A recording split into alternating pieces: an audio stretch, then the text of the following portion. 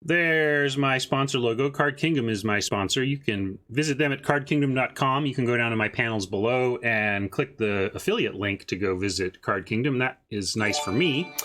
But Card Kingdom is nice. They have everything you need for your Magic gaming, whether it's supplies, singles, sealed product, pre-orders on singles of the next set, pre-orders on sealed product of the next set. You can send in your cards that you don't play anymore and get store credit to keep the circle of Magic life going to the benefit of your wallet. And I just am a big fan. I am there all the time. I was there. A buddy of mine came up from Portland. He's my oldest friend in the world. Met him in 3rd grade. And we have been gaming buddies ever since. While Marshall taught me to play, this is my friend who I kind of relearned how to play Magic with in '95. And we wanted to do some gaming. So we got a table at the cafe at Mox Boarding House, Seattle, and had a lovely Sunday morning gaming session. We played Azul, which is a nice strategy, a kind of abstract tile. It's almost like Sudoku. It's like tabletop Sudoku is almost how I describe it. But it's good. It's one of those games that you can play with your hardcore gaming buddies or your grandma, and everybody will understand what's going on and enjoy themselves. You know, if they have that kind of puzzling mentality. Anyway, played that game there, and then bought a copy. And if you Card Kingdom Mox Boarding House will give you a discount on tabletop games that you playtest at the cafe. You know, so you can playtest a game at the cafe and then get a discount on it. Anyway, extra long Card Kingdom rant because I really had a great fun time there this weekend. Thank you, Card Kingdom. Now let's draft.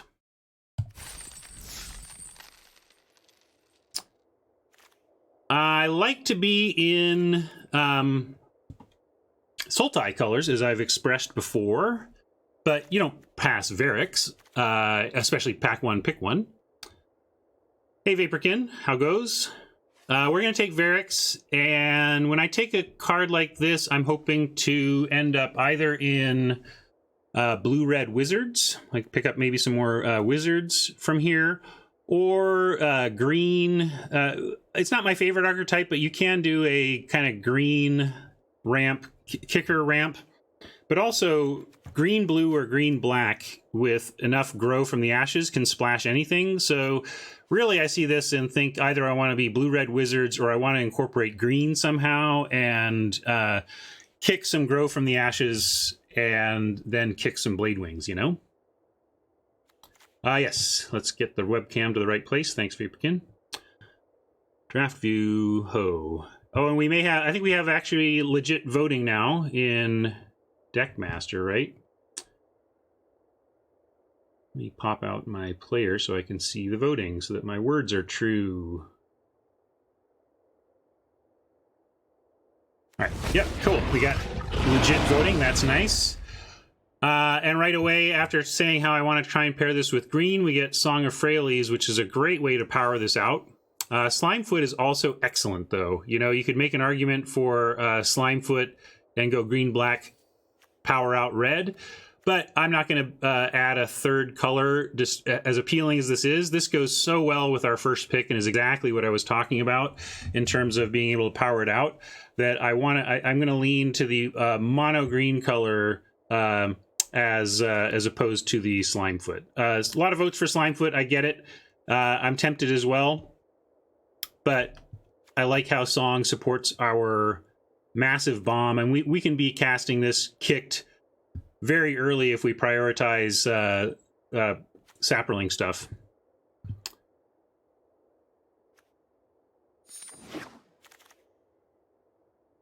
Like with this. And maybe that is the pick. I like Deathbloom Thallid as well. But this goes right into what we're doing. So let's move in. Maybe this wheels. This doesn't usually wheel, but sometimes it does. It's not great. It's just okay. You really want to be in the Saproling deck, which it looks like we're hoping to be here. And again, I do consider this splashable, especially with starting with Song and adding a migration. And if we add a grow, like we don't have to think of ourselves as red-green. We can think of ourselves as green do anything, which is a great place to be in the format. So we'll take the migration. Sap Herd continues the support of this. I also like the Academy Drake. Academy Drake fits really nicely into a lot of the decks that I run in this format because you can play it on, like, here's the common sequencing I do with Academy Drake. Oh my goodness, my opponent actually is playing something that can attack reasonably quickly. I'll drop this Academy Drake on 3, block with it as a 2/2, trade with something, anything, even that stupid 3/2, and give him a Sapperling token or whatever. Just trade with something, and then later you recur it with Soul Salvage, and then make it a 4/4. You know, so the ability to recur creatures from the graveyard is one of the reasons so powerfully in this set with the double Raise Dead is a reason that the kicker creatures are so good, is because you can play them unkicked, let them die, get them back, and then kick them for value. But yeah, we're all in on the Sap Herd here, but I just wanted to talk Academy Drake. I know a lot of people are making contact with this format for the first time, so I'm trying to talk through some of the cards that jump out at me as being key to me, to the format, and why, and hoping that... Oh, Shepherd, you were on Shepherd? Oh yeah, it was mispronounced as Shepherd by many, but it is a Sap Herd.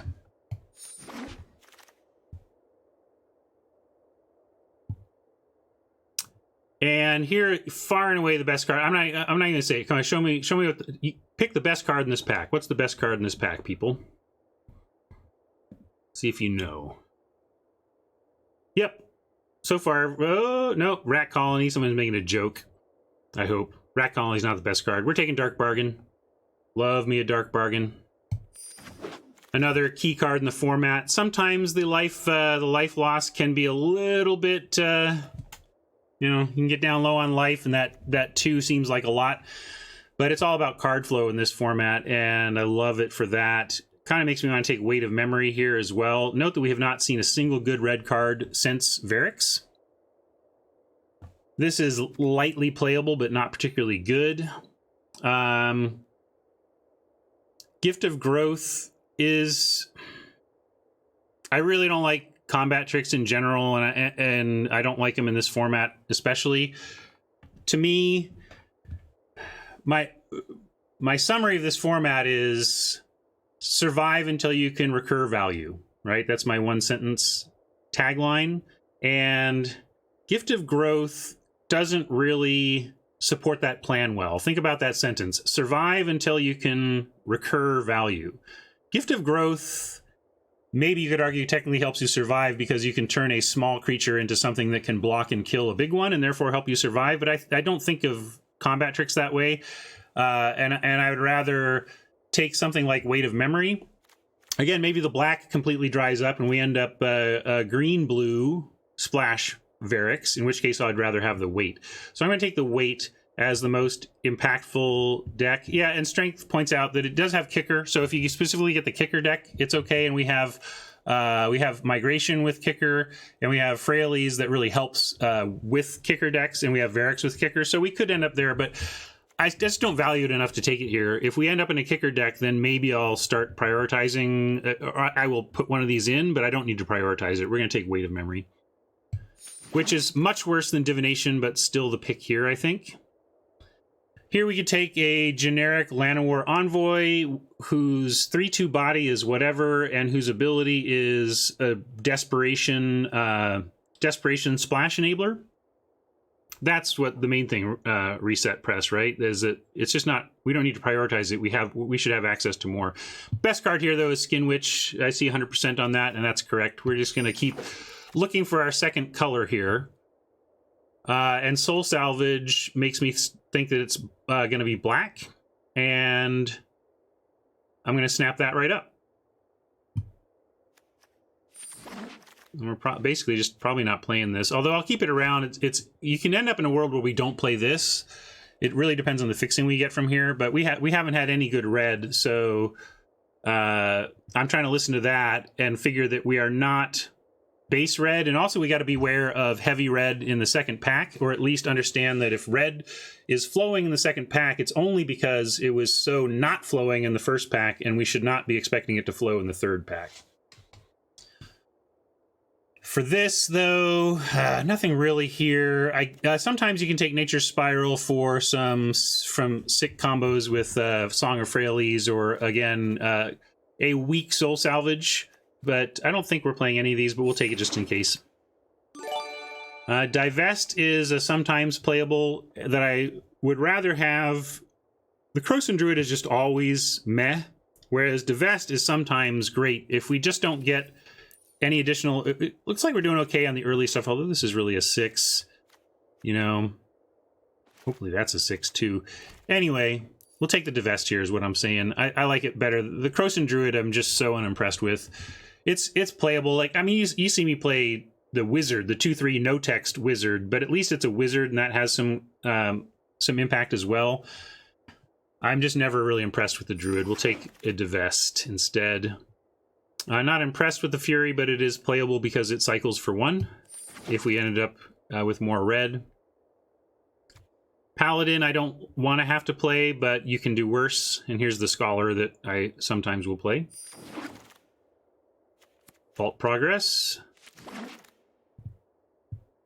Siratemi is living the Momir grind. Oh, it's very real. Very real.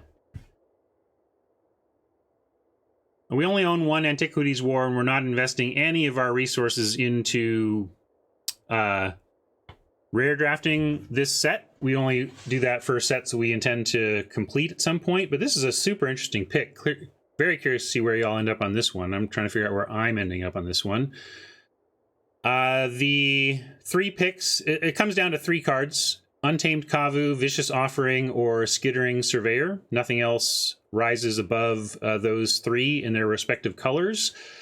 Untamed Kavu is tempting because it is so efficient. It is just so efficient, right?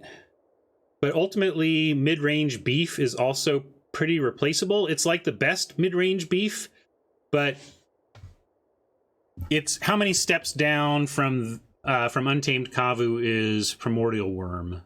It's like it costs 1 more mana and doesn't have Vigilance or Trample, but it's even bigger. You know, so the point is, like, if we don't pick up an Untamed Kavu, we can probably find ourselves a worm to replace it. But it's very hard to replace Vicious Offering or Surveyor. 2 drops are important. Disagree strongly. I think of this as a 5 drop. Those of you talking about this as a 2 drop, I don't understand what format you're playing. I basically only ever cast this as a 2 drop when I'm mana screwed.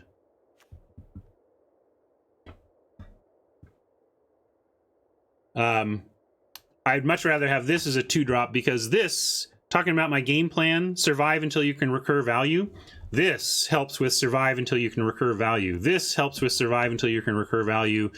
This is kind of mid-range, get 'em beef, you know? Same logic as your Drake. That is absolutely fair, F9er. But the point is, I'm almost never under pressure. Like, I would never run this out as a 2/2 unless its job was to block and trade with something. And I'm never finding myself in spots where it's like usually the only time I'm ever doing that is because my opponent has gone Boros or something, and then I'm just fist pumping. And yes, I will do that trade early, absolutely, with the Kavu as well. Same thing as the Drake. But I'm just saying, I rarely see it at 2. And like the Drake trades with things in the air. It has there's the 3/2 Windgrace Acolyte and the 3/2 White Flyer, that kind of thing. So anyway, given that, Surveyor versus Offering. If Surveyor truly helped cast the Blade Wing, I'd be all over it. Like if this Blade Ring were 1 red, but we really need Grow from the Ashes to cast to splash for the Blade Wing. So I'm going to take the Vicious Offering.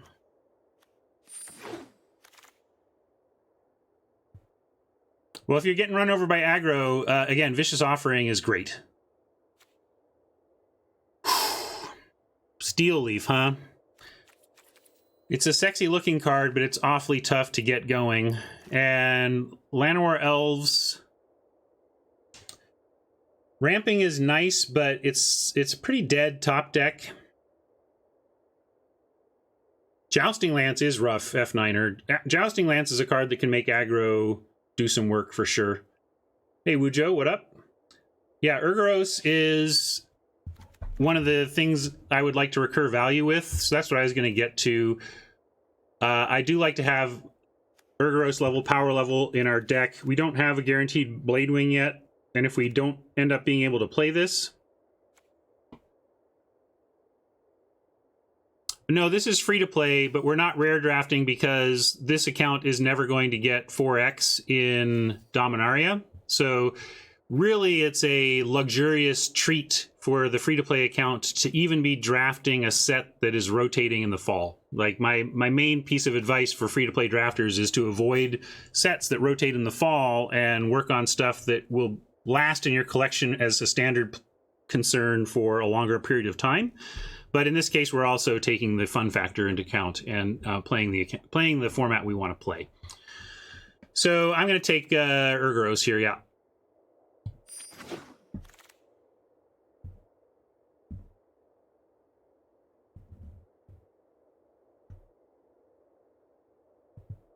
Another Sap Herd, which I like here over the Acolyte because we have the Song.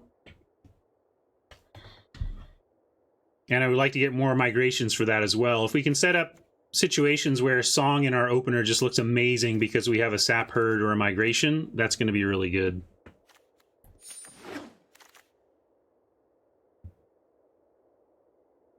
That's another good point, Mr. Guy. Like, another reason I am willing to draft this set from this account is that this is one of my better formats, I think.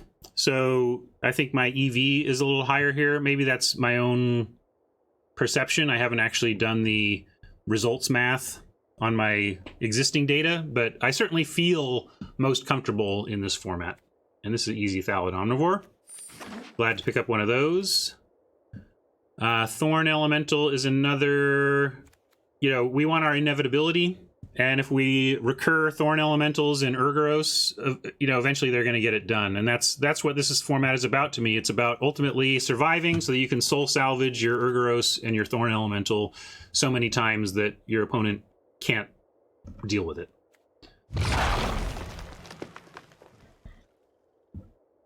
Here's another soul salvage. We could take Valduke if we thought we might end up in a red splash, but we're never going to put anything on Valduke that matters, that actually triggers his ability. So this is a pretty easy soul salvage. But we're at about our limit now. I don't ever play 3 soul salvage. I think 2 is the most you want, because soul salvage flood is real. It really sucks to get both of these in your early game. Here is like the 2/2 for 2 that I really hope to not have to play. In best of 3, I don't mind picking these up in the main for the board, because they are actually effective if you're facing a strategy of like the 1/1 artifact for 1 that dies into a +1/+1 counter into Boros aggro or whatever. Then you don't mind bringing in an Evangel. But since the decks I'm most afraid of in the format are the ones that look more like mine, we're really hoping not to main this, so maybe we main like a Broken Bond, but would we main any of these is the question. And I suppose the place we would be most desperate, and the reason to main something like a 2/2 in this deck specifically is the Song. I don't like trying to make a good card great through bad cards, but if we got put in that spot, we could do worse. So we'll take it and then try not to play it. Here's another Nature Spiral. I'm not going to play 2 if we even play 1. Yeah, you can main Broken Bond. That's why I was talking about it. Like, but it's also over what I would like to see what Reed chose not to play that he could have played over it. Right. Fundamentally, that's always the question with any so and so main decked this. Just like, well, what did they not main deck? Right. It's all about the relative value to the bench card that you would have put in instead. Yeah, we'll take a Pierce and maybe run it main, but probably not. This looks great for us when you see this kind of stuff on the wheel. Second Dark Bargain or second Witch. I think we go with second Witch.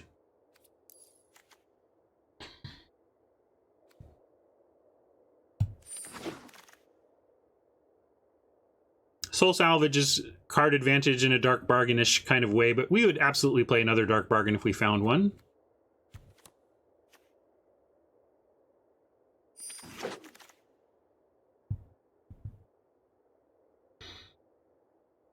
No Vault Progress, so we'll take a Sentinel that we won't play.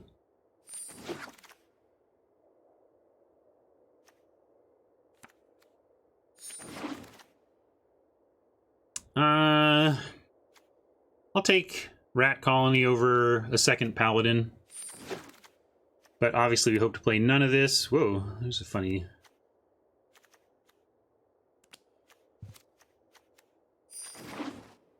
All right, right colors. This card's great. We're going to snap it up.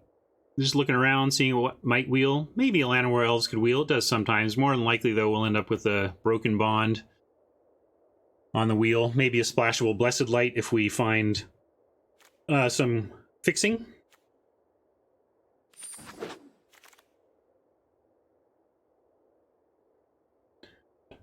This does not qualify as fixing. Love me a Memorial to Folly, but this is the kind of ramp that I like to see, especially with the double mana for kickers.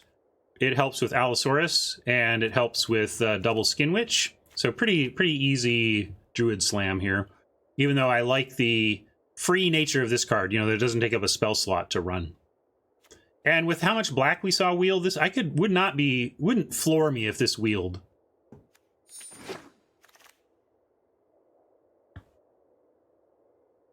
Here's an incredibly well-designed card that we're not going to play, so we won't take. Windgrace Acolyte is fine, though. And one thing I like about Acolytes is they fuel Soul Salvage.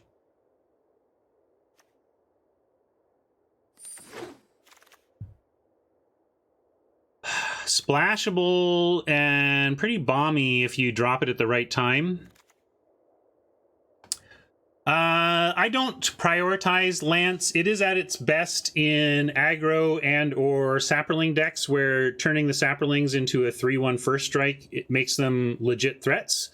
But also, I don't need, it doesn't really help my game plan of survive until I can recur value.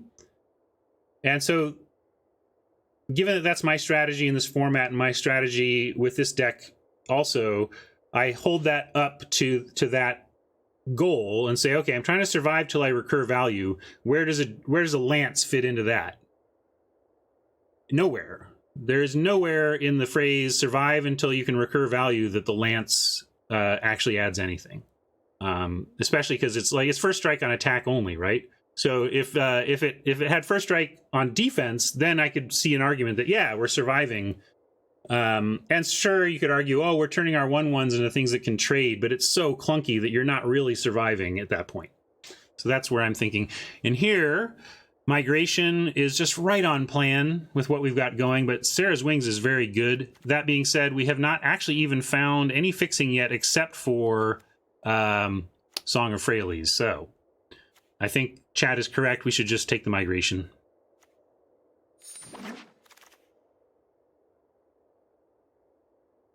Here's that chance for another Dark Bargain, the third Soul Salvage that I don't want, but a first Fungal Infection slides right into the plan of survive until recur value.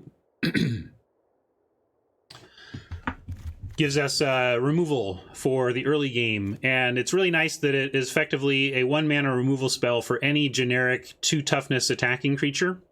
You just reduce its toughness to 1 and then block it with the token you make, and then you get to kill 2 toughness guys. So Fungal Infection can look like not much, but it's actually a pretty important removal card in the format. And in many cases, there's just 1 toughness creatures that takes out entirely.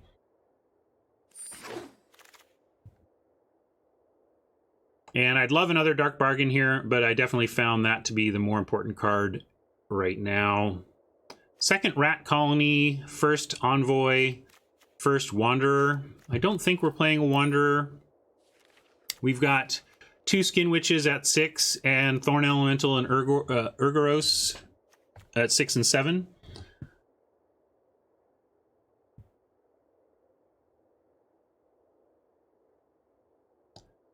The best archetype for auras is Modern Bogles.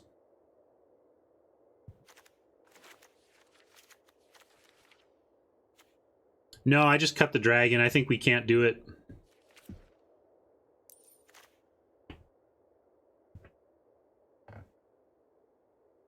But the best to answer your question seriously, Banana Jack, white red is the aura equipment color pair. I mean, that's this color pair's shtick in this format. It's just not good.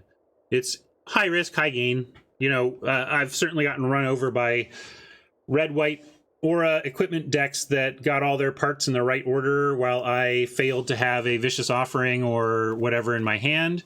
And this deck is light on removal, which is definitely why I wanted that fungal infection. But that's, yeah. It's the best archetype for it, but I don't think it's good. Till what card? Urgoros and Thorn Elemental are my new inevitability. And we can recur this. Like, another thing you can do is if you're recurring stuff like Allosaurus enough, then you just grind them down, and then you have big stuff that can attack. So I don't like the quality of our inevitability is a bit low. Kind of wish we had that Slimefoot now. Like, I think if I could at this point trade Song for the Slimefoot, I would, because it's better inevitability. But I still think Song was the right pick for that moment of the draft. Let's see. Also, let's see if we want Envoy. I guess we might play the Envoy at 3. It's something else to do on 3. Probably not, but I like it better than another high drop. We could call this Inevitability.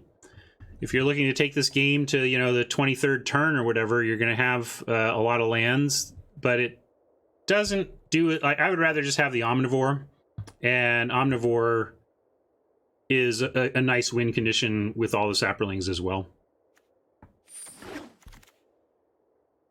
A third Witch, we'll decide about that, but I like third Witch potential over even first Scout. Here's that Broken Bond we expected to come back, and we probably won't main deck just because we have such good options. And we're not playing any of this. Maybe that. Probably not, though. We have Beef. I am liking Unwind more and more in the format. It's not great. I'd rather have Syncopate.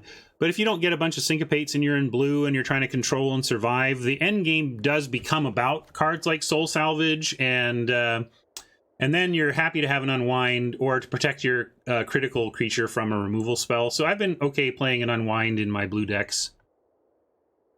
Just as an aside. Wanderer would be better than the... actually, I'd probably just rather still have the Primordial Worm.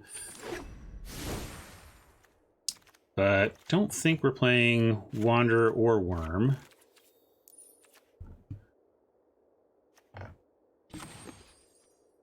$15 creatures. It's a lot for me. I don't usually have that many creatures, and we have 2 Sapling Migrations as well.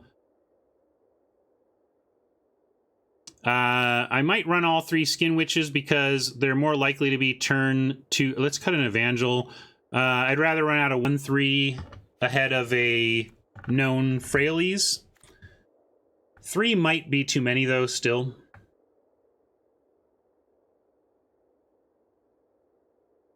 Don't like a Paladin. Let's cut that. Yeah, Envoy is pretty weak, but it's in a... and we're not splashing anything. I guess that has to go, huh? I just don't like that we're not doing anything really at 3. We're probably at 3 hoping to replay a 2. Main deck of Pierce. Our biggest threats are going to be playing Pierce targets, and we did not get any of the Eviscerates or the Settle the Scores. You want... there's a good common 4-drop removal spell in black and a good uncommon one, and we got none of those. So I guess keeping Pierce matters. What about that Nature Spiral, though? What are we doing with that when we have 2 soul salvage? Are we getting back Song of Freyalise in a way that makes us, like, happy? I kind of feel like Nature Spiral is just a bad soul salvage here. Hey, Queen. So I'm going to cut the Nature Spiral since we have the soul salvages and put back in... We could even put in a Broken Bond, but I am going to go either generic beef or generic 3. This is such a weak card when we're not doing any splashing, though.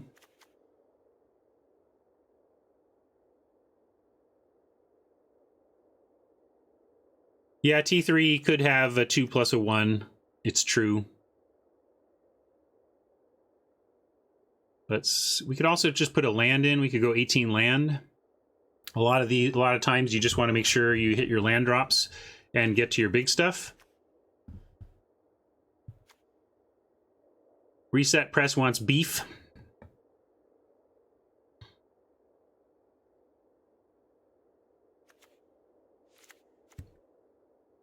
Yeah, this kind of could be the dragon that never was. You know, the dragon we couldn't play.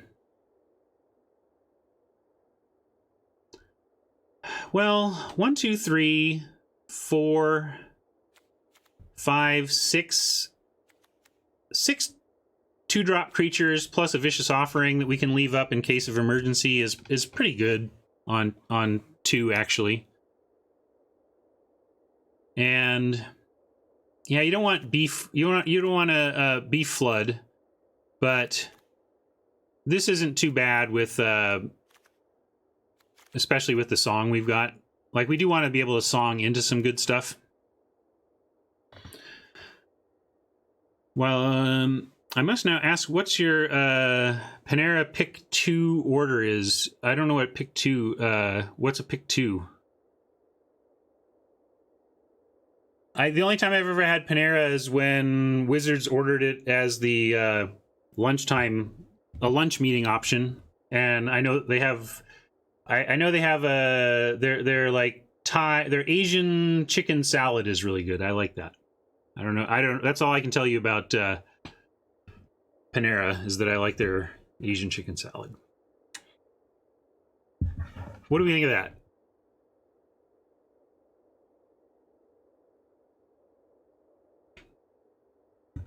All right, I think I'm gonna go with this. We'll give it a try. We'll see if we have too much beef.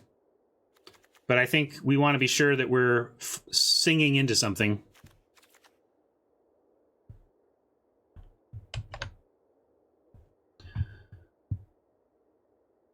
And we'll call this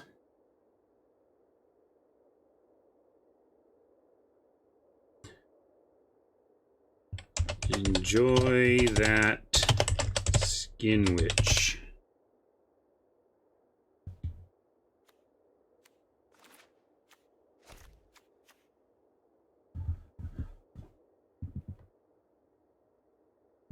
Five trample over 7/6 no trample. Worthy question. This dies to more things. It takes more, you know, 5 is 1 less than 6. So there are definitely spots where you attack in with a Primordial Worm and they don't have the double block to kill it where they would have with the Wanderer. And the green is effectively free. And when I think about inevitability, it's about Primordial Worm attacking, forcing them to double block, and trade off 2 creatures for it. We soul salvage it back, put it back down, and start attacking again, and we just attrition them out. And so when it comes, if the plan is to attrition them out, I like the bigger body over the trample. That's my reasoning. Correct or no? They want 9 swamps. I think we want to switch that, because we got the Druid and the Song. So actually, I'm going to rescreen.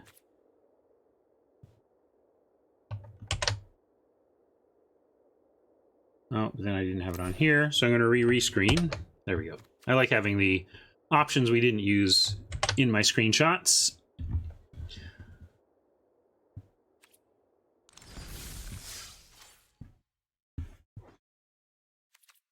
All right. Love this format. it's making me think. It's making me. It's reminding me that war is not all that.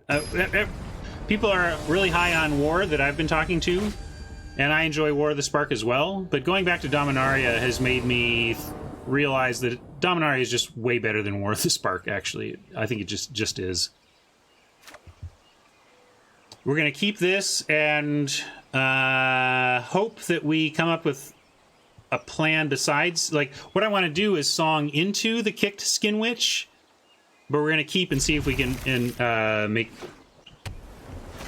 make that happen. Yes, I did mention that the Trampler as an artifact dies to more removal, not only as being an artifact, but as having 5 toughness.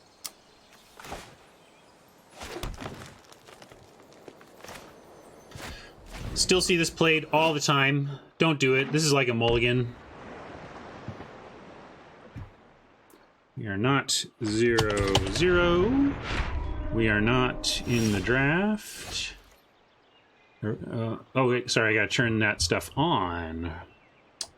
On.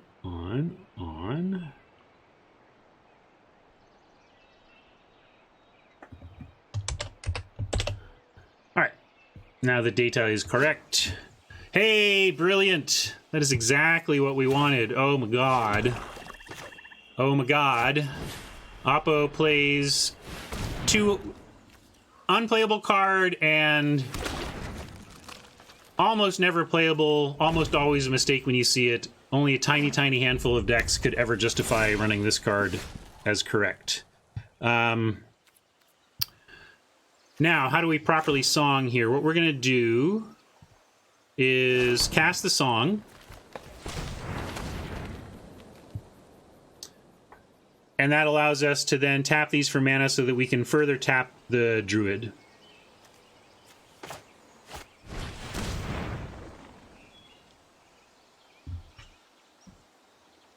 Oh, I might get this countered. They can syncopate this. We only have 1 to pay for that.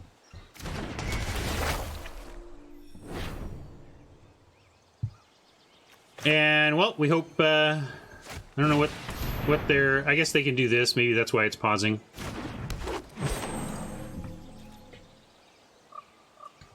Joyra is the start of the justification for playing a Compass. But yes, like, and Sam Black had a deck one time that he showed online that clearly validated having a Compass, but most people are just making a huge mistake. I could attack in...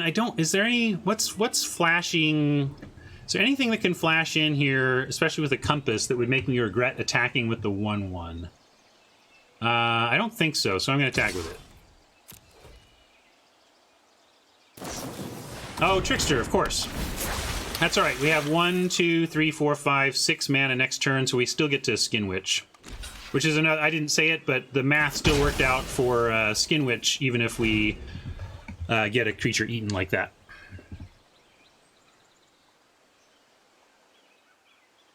But given how much mono blue I play when grinding, I can't believe I didn't remember the old Trickster.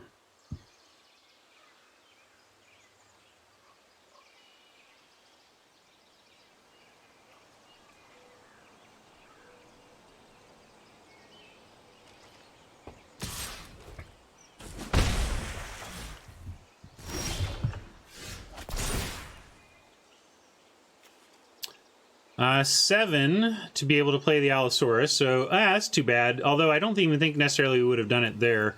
We'll kick the... Oh, we can though. We can Allosaurus here, but we don't have a second black. So when this goes away, we lose the black. I would rather play the Skinwich, and also it has better. It's better to make this a 2/4 than this a 6/6. You know. So we'll get to the Allosaurus eventually. Let's kick the Witch here.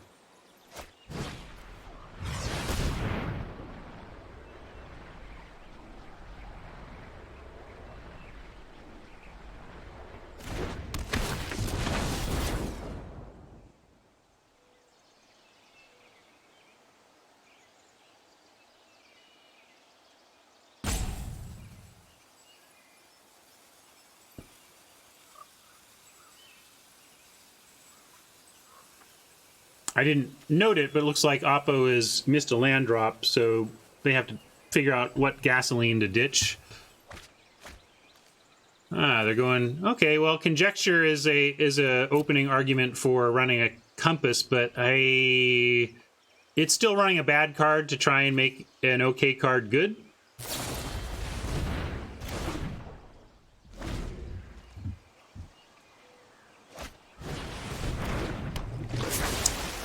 That was a little aggressive of them to unkick the blink. I think in their spot, I would wait and really try and get that fourth land to try and recover some value with a kicked blink.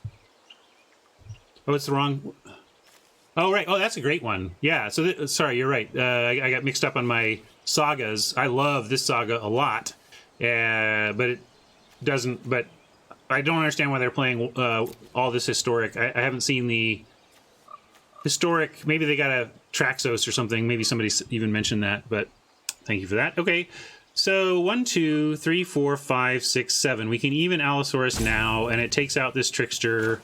So, ouch, Oppo.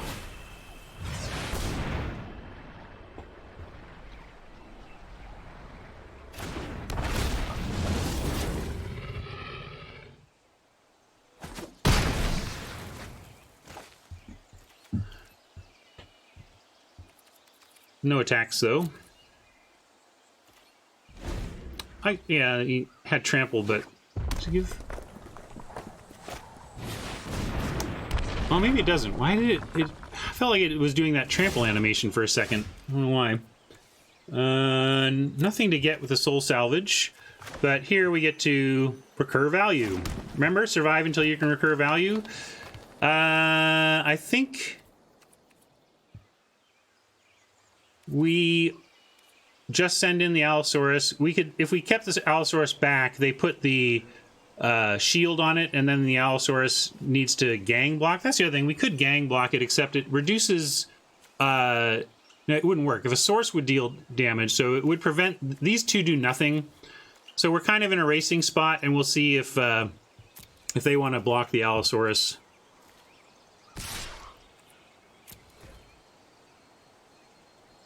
Probably not. They're going to probably try and race with their Juggernaut. And I may throw the Skinwich in the way so we could soul salvage it, but they're out of cards. So, might just be... We just need to draw some gasoline here. Something to add to our board.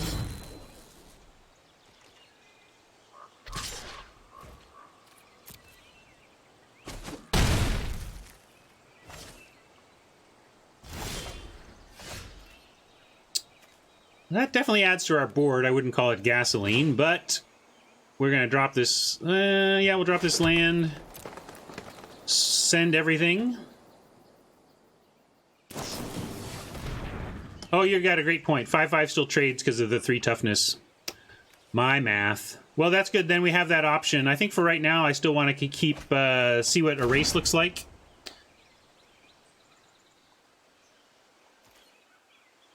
And especially now, oh, I missed, did you see if they topped or bottomed on that opt? I was looking away and I didn't see if they went top or bottom. But thank you, Beard Stachio, for correcting my math. I still like trading all-out swings here, though.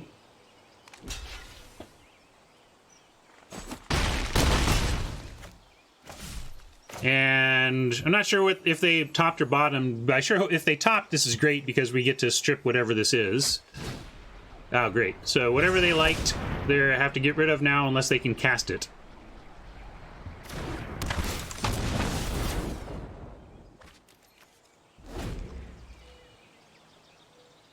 Yeah, would have helped with the race on some level, I guess.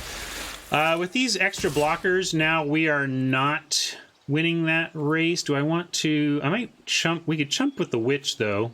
Then they just start chumping. Let's...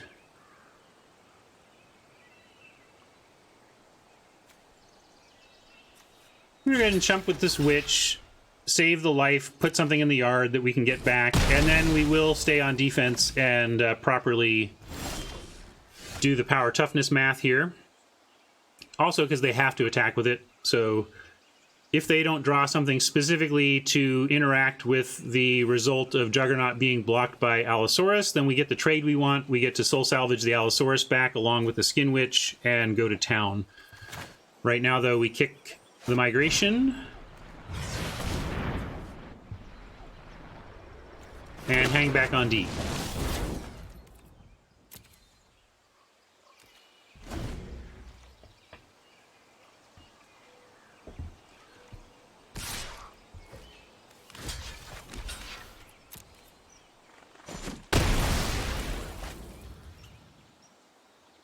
We cut the Nature's Spiral, which I believe was the one card that could have recurred the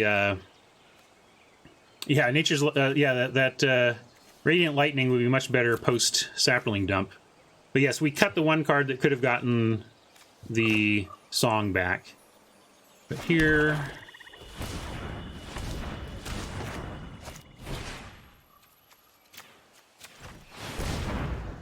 this might even cause a scoop, because we do get to re-kick the Allosaurus right now.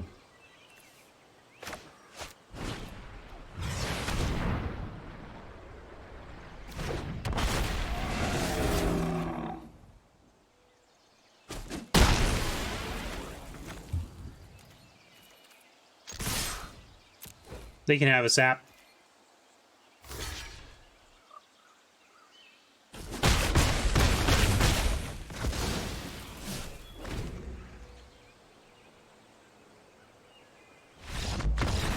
So there you go. We survived and then recurred some value. And then won. Lather, rinse, repeat until Mythic or whatever.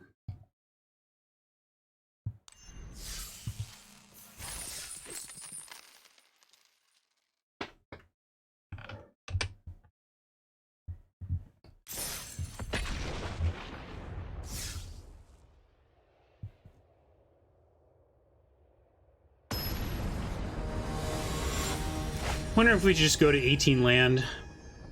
With 3 Skinwich, I just want to make it to 6 on 5 or 6, you know? This is keepable, though.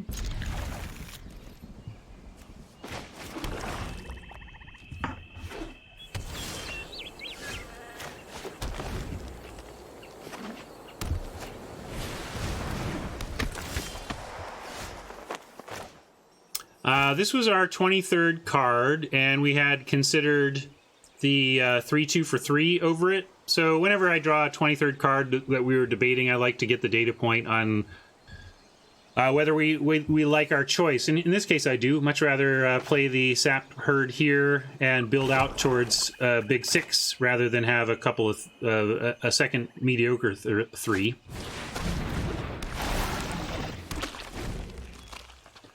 See what Oppo is pairing with that blue.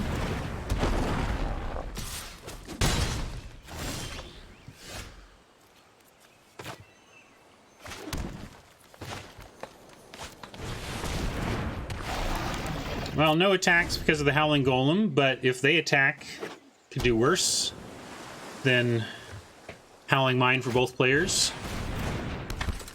Looks like another historic deck.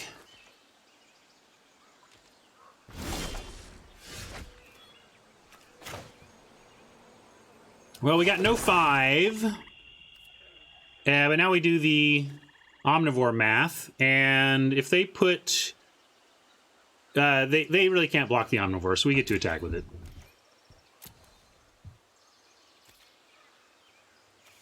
There's no good blocks for them, barring having, like, Blink or something like that.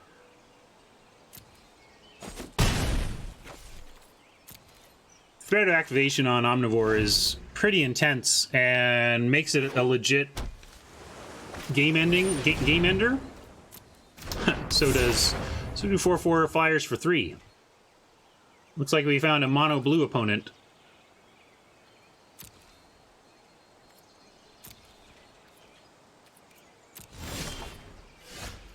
Still don't really have attacks. Or blocks, so we get to attack. I mean, if they want to put any 2 in front, we're thrilled. And at least we get to follow with some massive beef and then some basically impossible to stop beef. And this is fine for us if it takes out the Djinn. They may have the bounce spell here, in which case we are trading a Saproling for that. Unfortunately, it also prevents us from being able to cast the Primordial Worm this turn. But let's see what we get here off the draw. Song, interesting, interesting. Well, we'll play the song in our next main, I guess, but we're gonna go for this.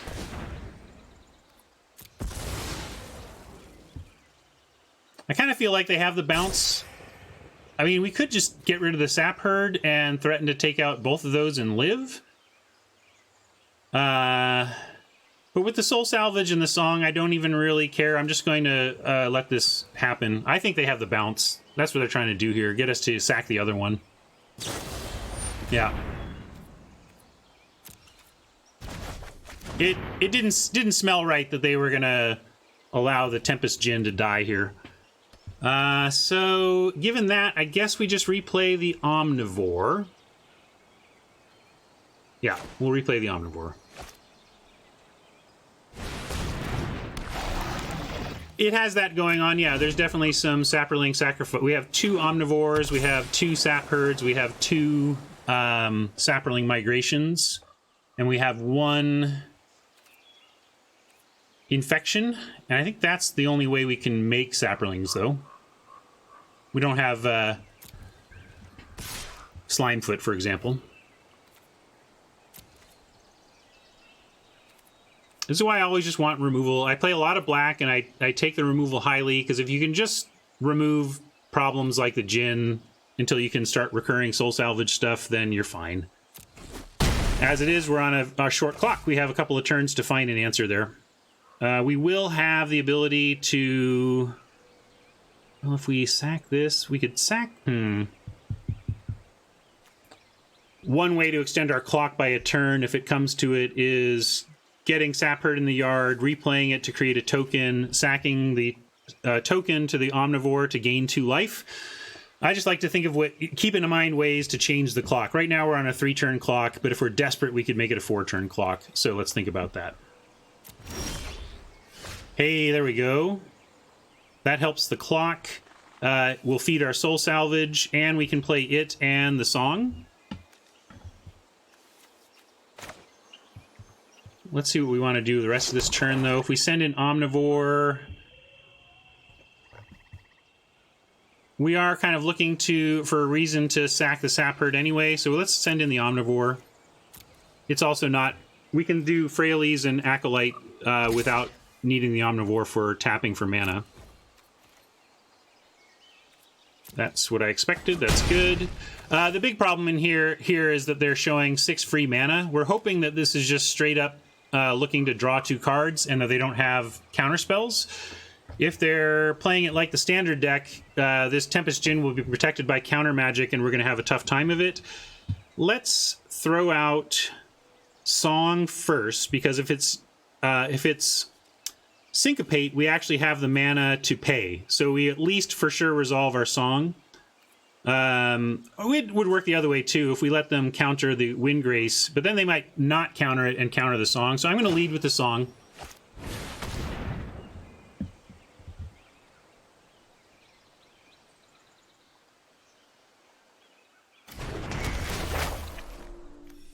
And this screams of Syncopate, of them just having done the Syncopate math there.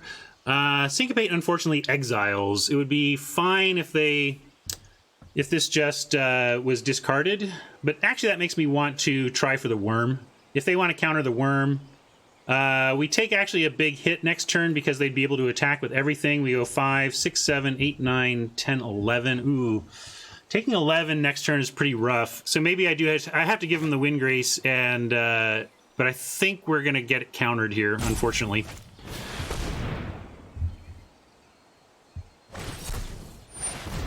Okay, it was a retort. Interesting that they, yeah, they could have retorted that, but they were afraid of the follow-up more. Ultimately, this was a speed bump to the Djinn anyway, and we need actual hard removal for the Djinn. We've got Vicious Offering, Pierce the Sky, and didn't we get one more? Maybe not. Yeah, so we're on pretty light chances to find the removal. Gotta offer this trade.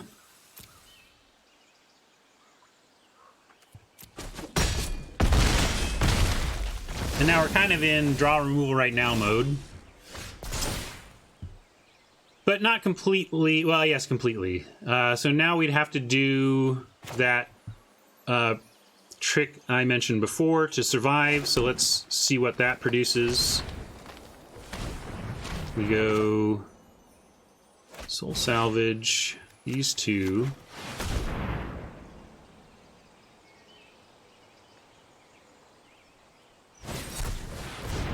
Yeah, as I said, Unwind is fine. Interesting deck from Oppo. You don't. I don't recommend going mono blue, but they found the payoff card. Frankly, let's be clear. This is the only card that has mattered this game. Everything else was wheel spinning and not doing much. If they didn't have the Tempest Djinn to actually accomplish something while doing all that, we'd be fine. So, seems like it was kind of pretty all in. And now, is there any way to survive? Let's see, this Saproling only. Yeah, we are Dobbs. Okay, moving on.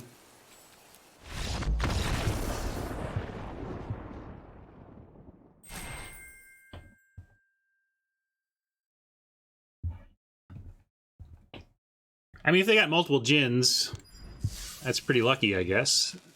I doubt that's the case, but it's weirder things have happened.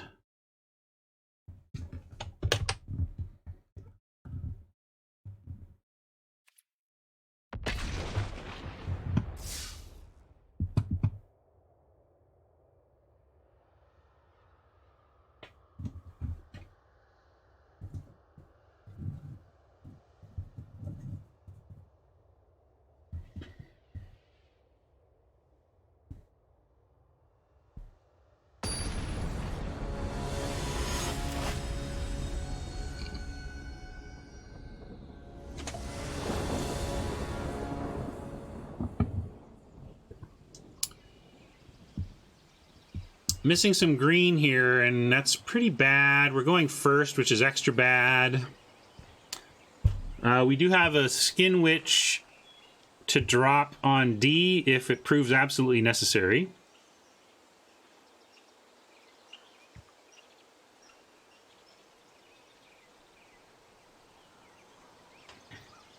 Funny Jackson. We're way off from kicking this. I'm gonna mulligan this because this is kind of already a mulligan in this hand.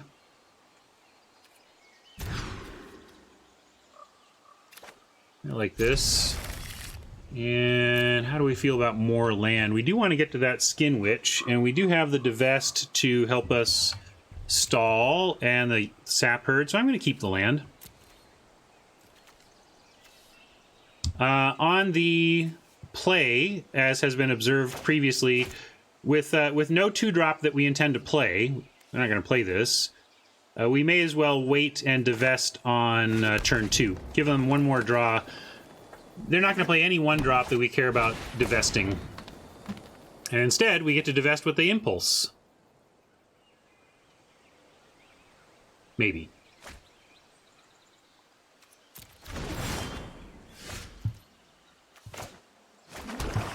Hope you're doing well too, Blow. What do we have here besides this shellfish or turtle? Academy Drake. This is no big deal. This is no big deal. We're gonna let those happen. It's about Drake or Snapper. Snapper.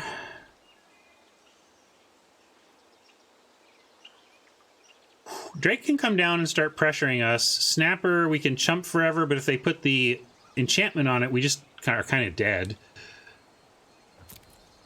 We do have bigger things. My big worry is that they put the flight enchantment on here, and then we're just SOL.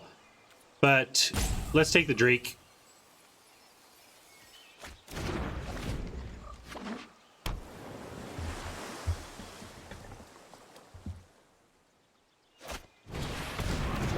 That's how bad this card is. Like, I mean, unless they drew a land there, this doesn't even do anything. It's like, even if it did, I wouldn't even take it. I just don't care about that very much. I've seen this accelerate, like, somebody once, maybe, but I don't think I've ever seen Scout, like, do a double or, like, triple activation. Although they're drawing cards, maybe that'll work out for them here. And here's like the reason to take the turtle and leave them with the flyers, that Allosaurus can be removal in that kind of spot.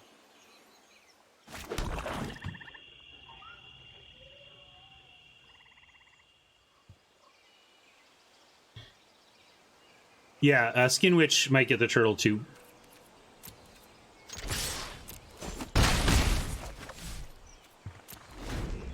They also could have left the Scout untapped, prevented a point of damage, and still gotten that land down, so...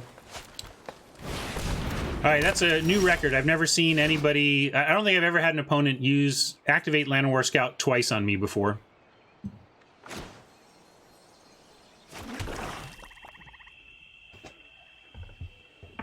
I don't even like it with Tatiova. Well, we just play the 5/5 and look to trade it off. I'm just going to play the 5/5. Maybe I should just play this last turn, but I was excited about the idea of kicking. But now that I think about it, really should have just played this last turn.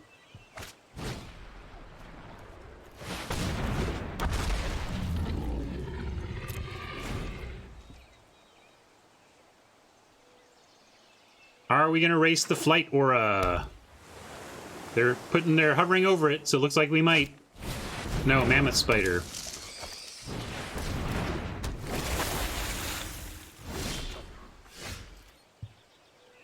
Alright.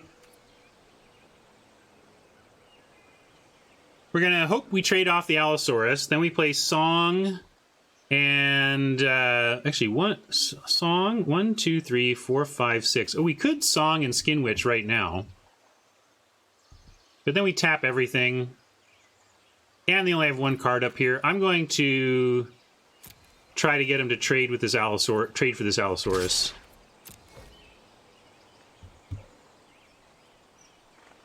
Be great if we had a dead Allosaurus. And it's a pretty sweet looking trade. They can basically trade the Mammoth Spider for it. But they probably don't trust my tricks. Yeah, so they're trading the Mammoth Spider for it. That's fine.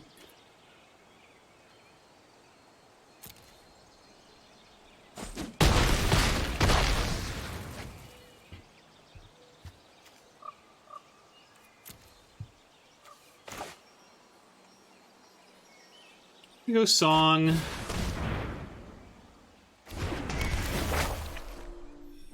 Could just salvage right now for the Allosaurus and then have it available next turn for the kick. Skinwich is unlikely to even hit anything next turn because they're probably going to go play two spells here. And if we wait on salvage, well, they're going to attack. We could also, next turn, soul salvage and recast. Let's see, if we block with the Sap Herd, then next turn we untap with 1, 2, 3, 4, 5, 6 mana. We can soul salvage and get back and cast Sap Herd, but then we don't get back and cast Allosaurus in that world.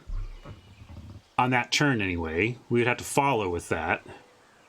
So basically, if we want... But also, Allosaurus is not even killing much. It can't kill the Snapper, and hitting the Arcanist or the Scout is not that big a deal.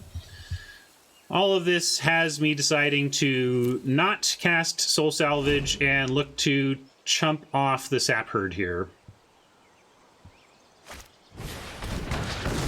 Alright, well that changes things.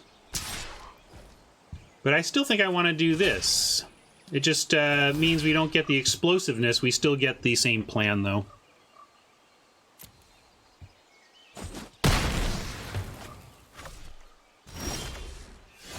Pierce the Sky, nice to have against blue here.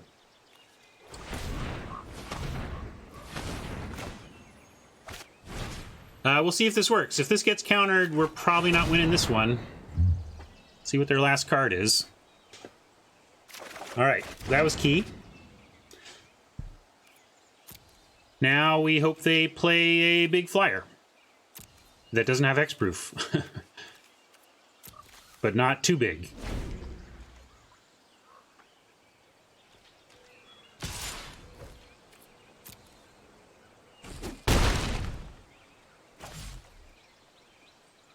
They probably wouldn't play a flyer anyway because they know about our Allosaurus.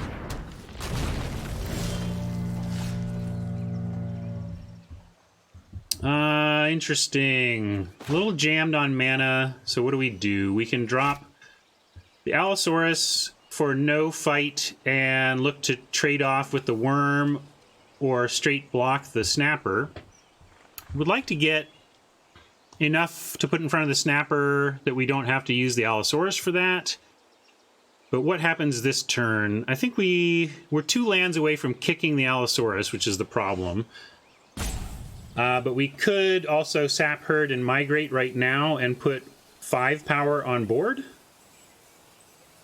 Putting 5 power on board is good here if they don't have anything else. Gives us one more chance. If we draw any land, we get to Skinwich. If they keep anything in hand, and then we're a land away from doing the fight play. I'm gonna do this. Kind of feel like we want to be trying to get 4 tokens out of this, but we just don't. I don't think we have the time. Maybe I don't know. I'm getting roped. I'm gonna do this. We'll see how bold they are with their attacks. Because ostensibly, if they're blank in hand, we put everything on the Worm. We lose everything, they lose the Worm, but then we have Allosaurus, Skinwich, and can hopefully take the board advantage from there.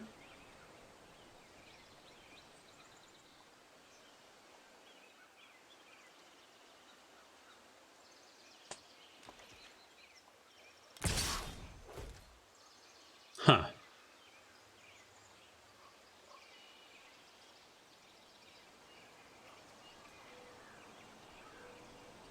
Well, if they've got bounce, obviously this is a blowout.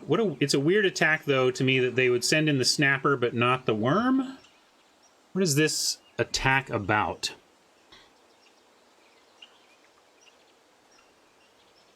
And can we beat a trick anyway?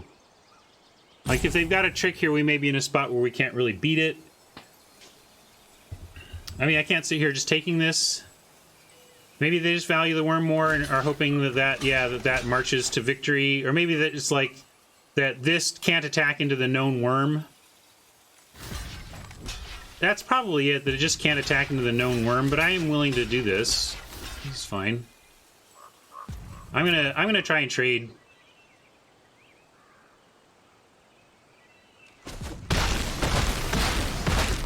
I mean, we can't interact with that. Like, at least we have things, like, yeah, as I say, at least Vicious Offering can help us out in a tough spot with the Worm in a way that it couldn't with Snapper. Like, now we have a play to get the Worm. It's a suspicious one. I kind of want to play the Allosaurus here. Chump or take a hit. It's just so transparent if we don't play the Allosaurus. Although it could look like we're just trying to get the kicker on it. I'm gonna go ahead and try to use these last 2 saps and the Vicious Offering to get the Worm. They clearly didn't show anything in hand to deal with the block we made previously. So if they're gonna stop the plan of Vicious Offering, block and Vicious Offering, then they need to draw it right here. So we're going to make him draw it right here. Ooh. Well, Tachyova. Now we're going to have to try and wait and get Tachyova with Allosaurus before it's done too much damage. We could take it out here if they're going to do that. Yeah, I guess we'll go ahead and take out Tachyova. Because then we can just play the Allosaurus, and that has a block on the worm with the other sap.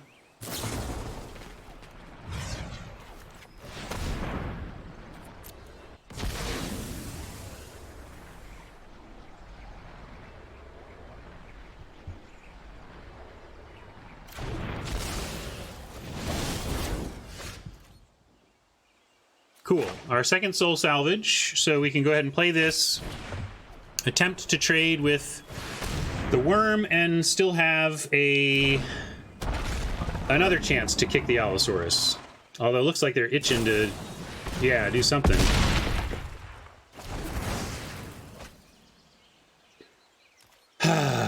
Okay.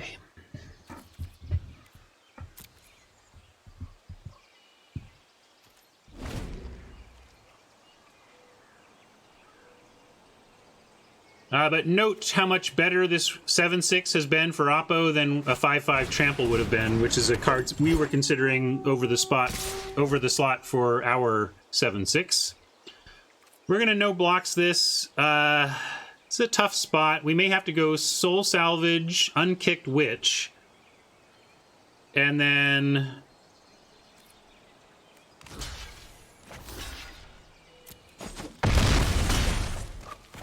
use Witch plus Allosaurus to once again attempt to block this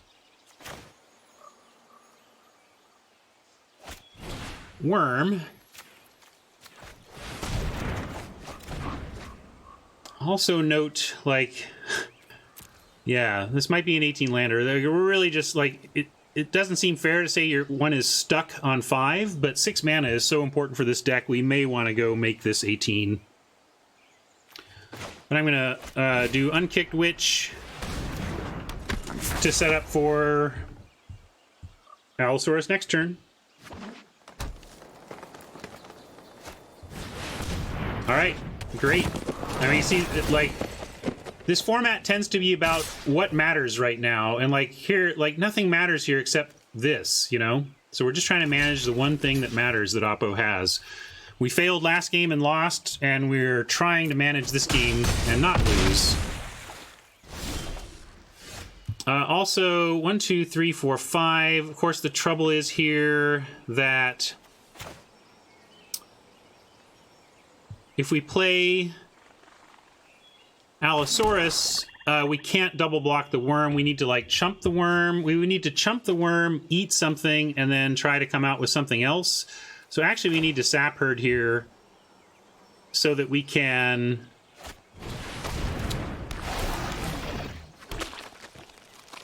we're up against it, but I couldn't play just the Allosaurus because it would leave us unable to double block the worm without dying.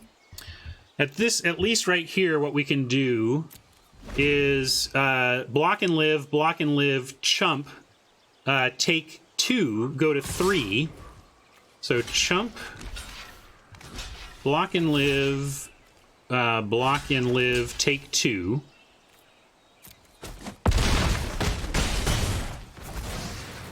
If this is a blank, please be a blank. Oh, like even at 1/1, if we just had if we could have just been one blank there, might have been okay. Well, maybe we just repeat now with this. What I'm trying to do is get also the 7th land so that we can drop Allosaurus and kill one of the tiny things beating down.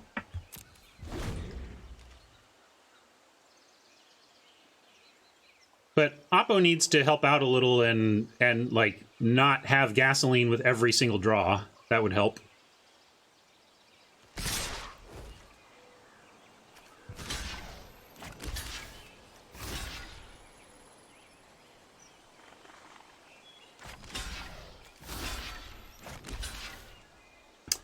does that matter? I guess we do this and this. And then we are technically not dead yet, but in a bad way.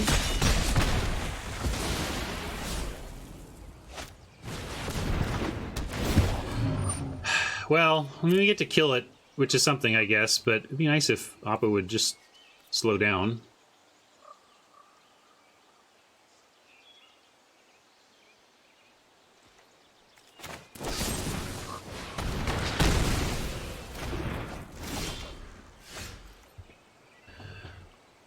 Way not dead yet. Okay.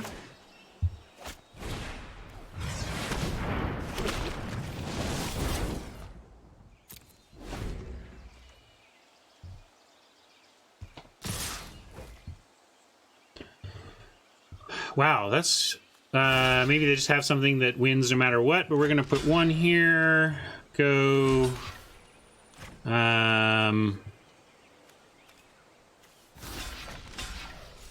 Wait.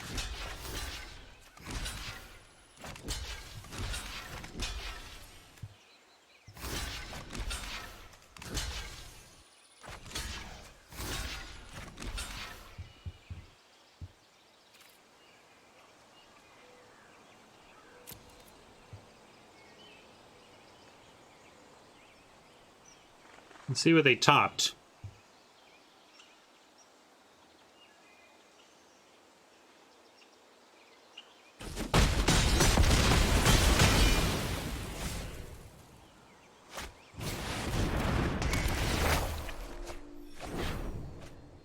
Land.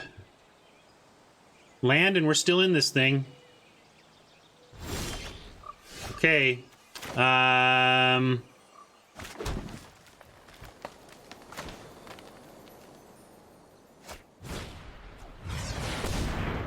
Kick this.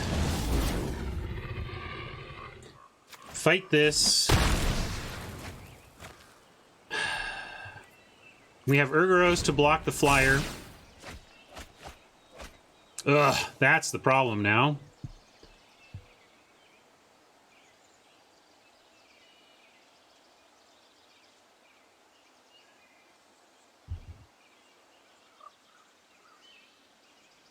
What do we do about that, even? I don't think we have an answer.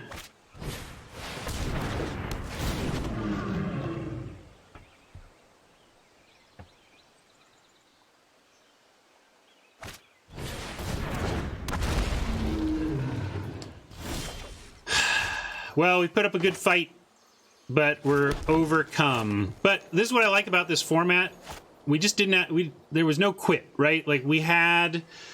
You can grind and grind and grind. I had some amazing games this weekend that I wish I had played on stream, where I was in spots like this and won, frankly. Like, spots like this where it's just like, they don't quite have us yet, and we do have a sequence of outs that gets us there, and we have enough card draw and you can really claw your way back in these in this format. But we failed here. We've got the loss on board, so we'll give them credit for being able to find the attack. A little jelly of some of the cards in their deck. I think see this a lot from opponents' Dominaria decks, where I lose to the side of their deck that I respect and kind of look like this at a lot of their deck. A lot of people playing a lot of jank in their Dominaria decks.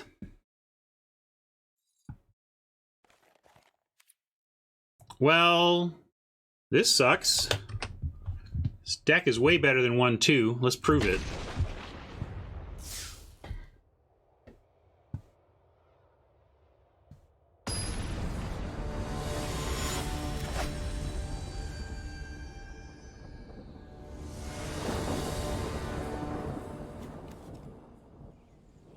Okay.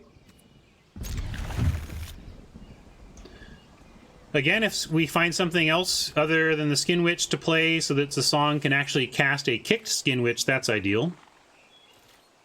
Yeah, we are in the 1-2 bracket, so hopefully our competition is not good decks that have some bad luck, but rather bad decks that are appropriately ranked. Oh, perfect draw. I was going to say the perfect draw would be Elfame Druid.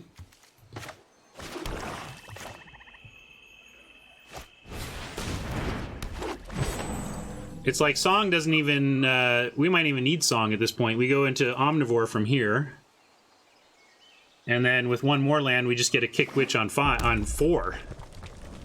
Turn 4 Kicked Witch.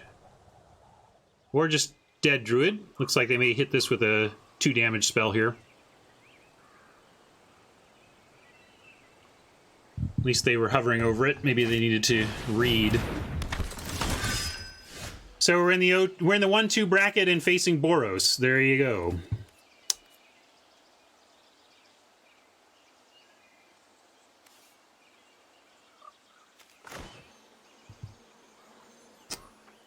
I'm just going to Omnivore here. We can just go Omnivore into Kicked Witch, and that's great.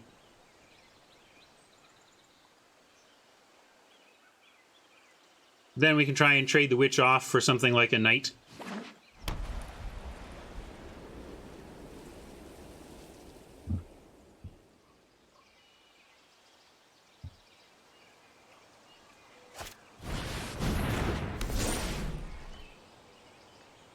The Jank attack. Not like this, not like this, Magic Gods, not like this.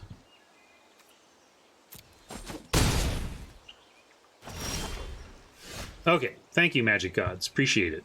We'll get back to that play, but we'll go ahead and start with Kicked Witch.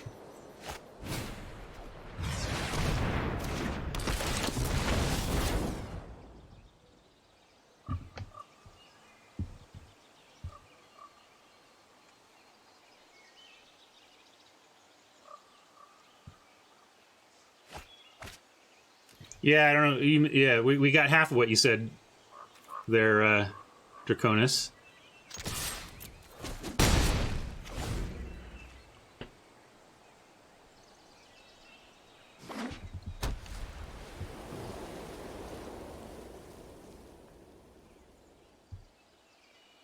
Just don't want that Knight to get to 6 toughness. If they want to put something else on it and leave it at 5 toughness, well, we are just fine with that. But we're not going to block, because at this point we're using the Vicious Offering with the Skinwich to block to take out this Knight. Oh yeah, what'd they ditch? Flame of Keld and land.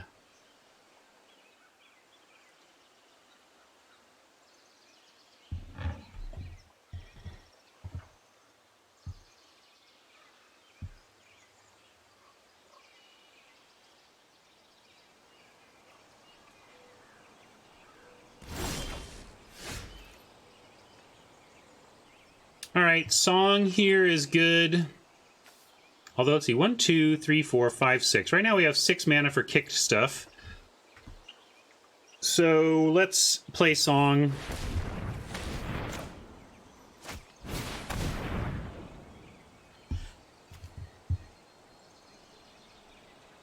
White does have main deckable enchantment removal, but good thing for us, Song isn't like essential to how we play this out. It helps. I hope they don't remove it, but we could cast a Windgrace, but then we don't have Vicious Offering up, so I'm just going to send in the Omnivore and the Witch.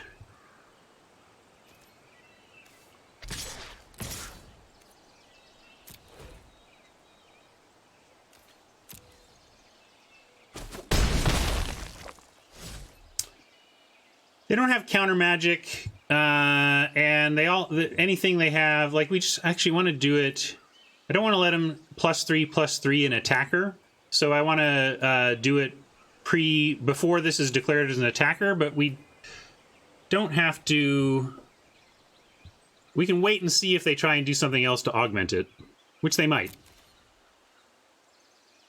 I mean, clearly they're playing them, so. Or if they go shields down, we'll take that chance too.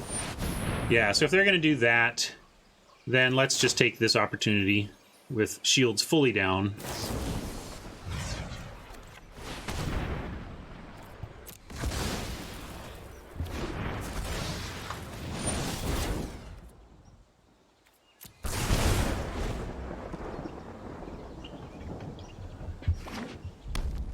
I just got to fade big beastly stuff from them. If we draw a land and they play some... Oh, Varix is... Okay, we really want to land now. Land, land, land, land, land, land, please land. Land. One time land. Land. Land. Got there.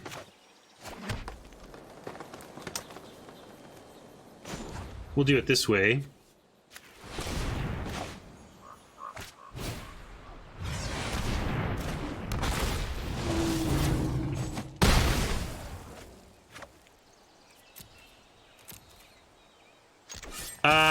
Omnivore still needed a land. If we, yeah, I guess, yeah, we could have done it with Omnivore. That's right. I could tap for 2, so we had it anyway. I was praying for land, but we had it anyway.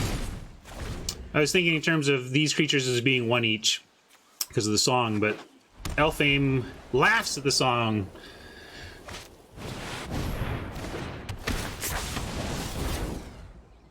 What do they even have in there? Oh, that thing. Sure.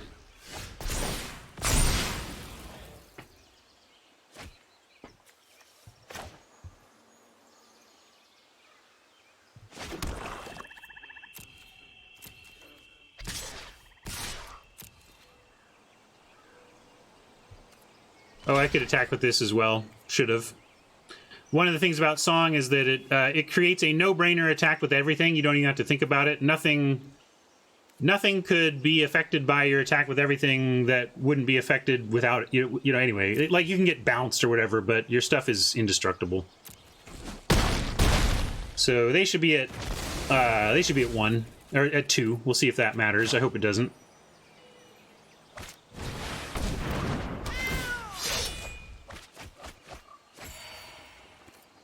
Yeah, but my point is nothing. There's nothing about an attack all that like that. Anything that gets it would have gotten it otherwise. And I know Settle's not in the format, but just theoretically, is it safe to do no-brainer attacks with a Song? And there's Raz. I probably shouldn't even have played this. That was lazy. Top pros would not have played the Windgrace Acolyte. They would have said, well, this is lethal. Let's see if they've got anything. And then if they had some kind of sweeper, you'd have a 3-power flyer to drop down and finish off that last 3. Now, if we somehow got swept, we'd be top decking trying to find a win. Yeah, it's a cat. Cat warrior. It's a cat warrior riding a pterodactyl. Pterodactyl-ish kind of thing anywhere. Anyway.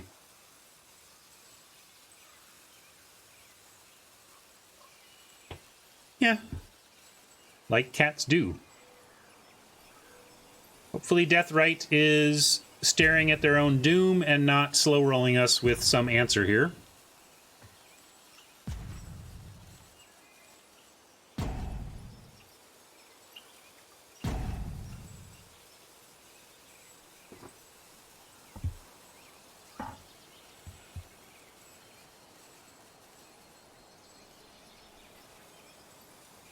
Could be. Seems like salt.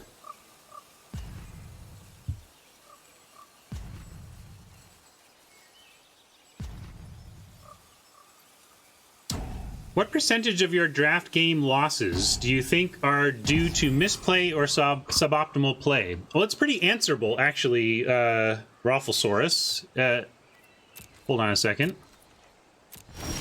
Let's go ahead and try and win this game.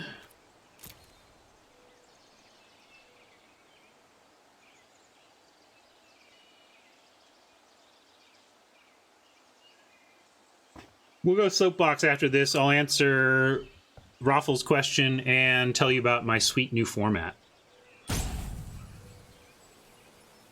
Stay classy, Deathrite Caster Mage. It's just a game of Magic. I know.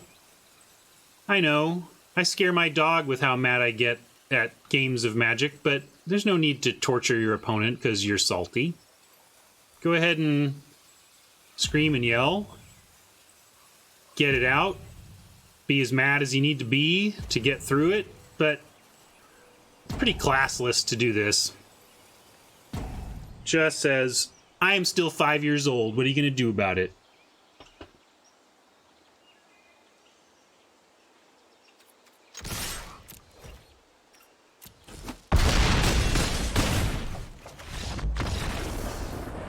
on, Deathrite. Don't need to do that. Still shorter than Magic Online, where they could stick you for 10 minutes. And in Magic Online, you had to wait the 10 minutes, because what jerks will do on Magic Online is come back at 9.5 minutes later, click pass, and then reset the clock and then you time out because you left. So yeah, Magic Online is awful, because when someone decides to do that for you, you actually have to come back at the end of 10 minutes. Anyway, picked up one win there. Let's go like this.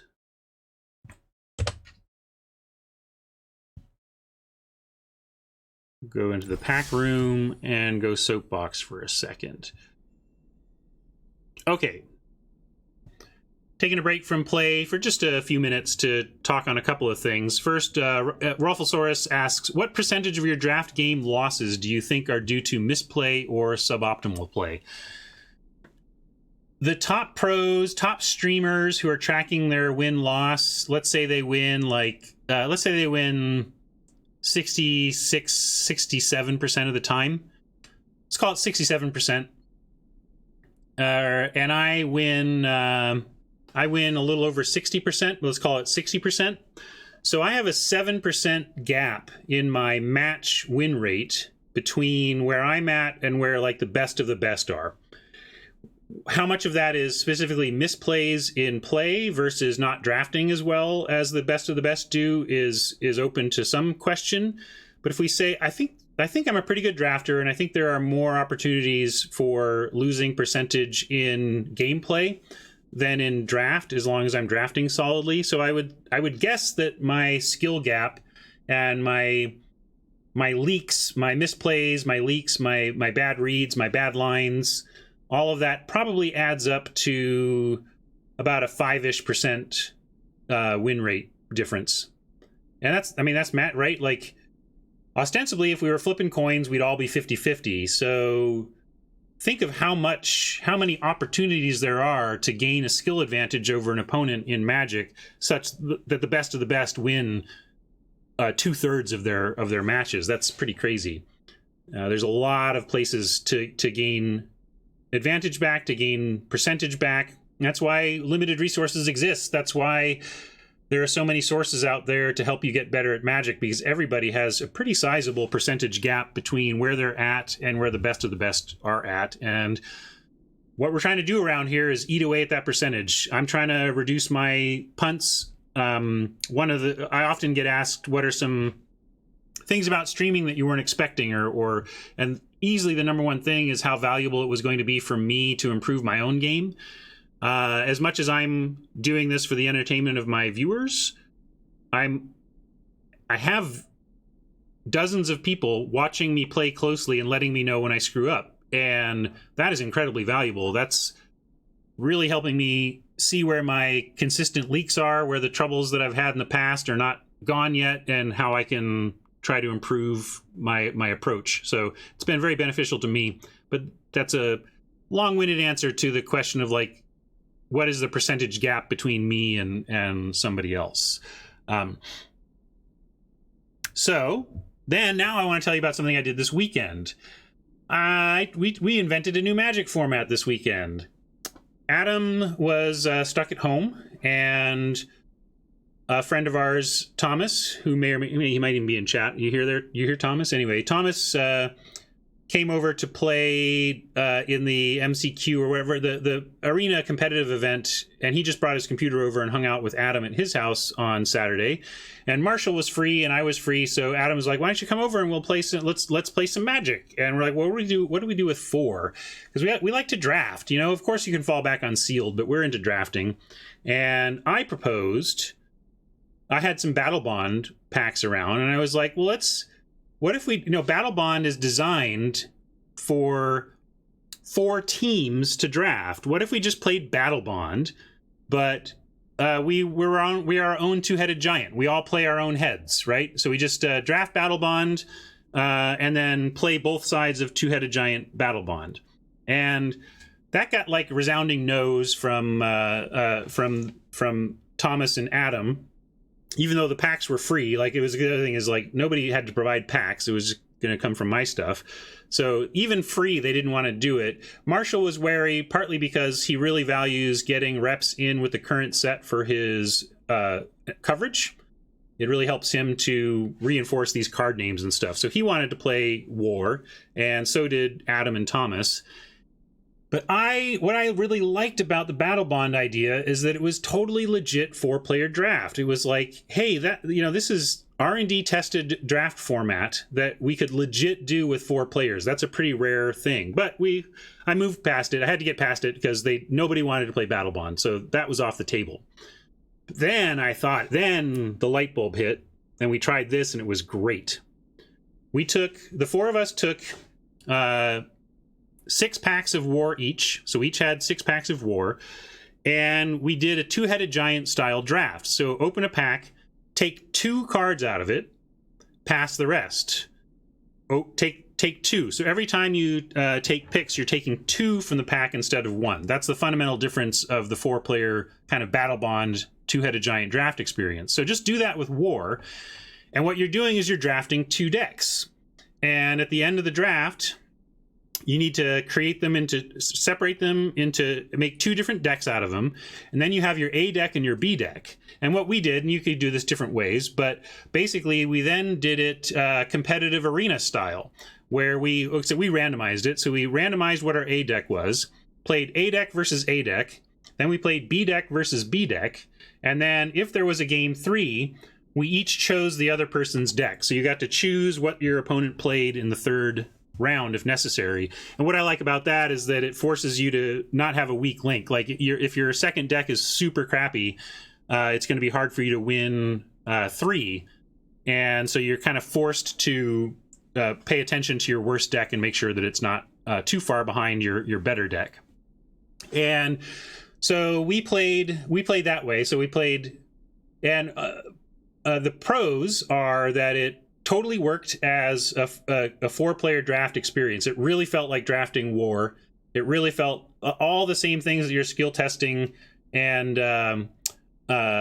trying, all pressed all the right buttons for us and made us feel like we were drafting War. The quality of our decks felt like a little better than your average draft deck, but not as good as like the decks you end up in Team Sealed, for example.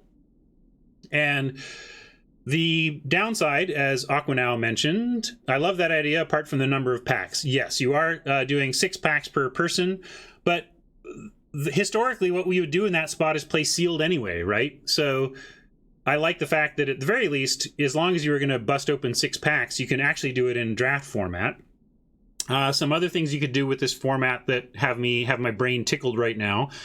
I like the idea of getting 24 different booster packs, and where basically grab bag or chaos draft, but instead of like randomizing the packs, actually have a draft for which of the packs you're going to open in your seat. And one of the things I love about that is that I've done drafting chaos packs before. Like I think basically any chaos draft should, in fact, start by having players draft which packs they open, unless you're bringing your own. If it's bring your own or whatever, but if it's not, have everybody draft the packs. Thank you, Aquanow, for the sub. But what I like about that for this format is that you draft your 6 packs, and it's much higher stakes, because the thing with drafting packs for a normal chaos draft is that, yeah, you're going to open them and get a shot at the rare, but you only get 1 card out of that pack, and then you're going to pass it anyway.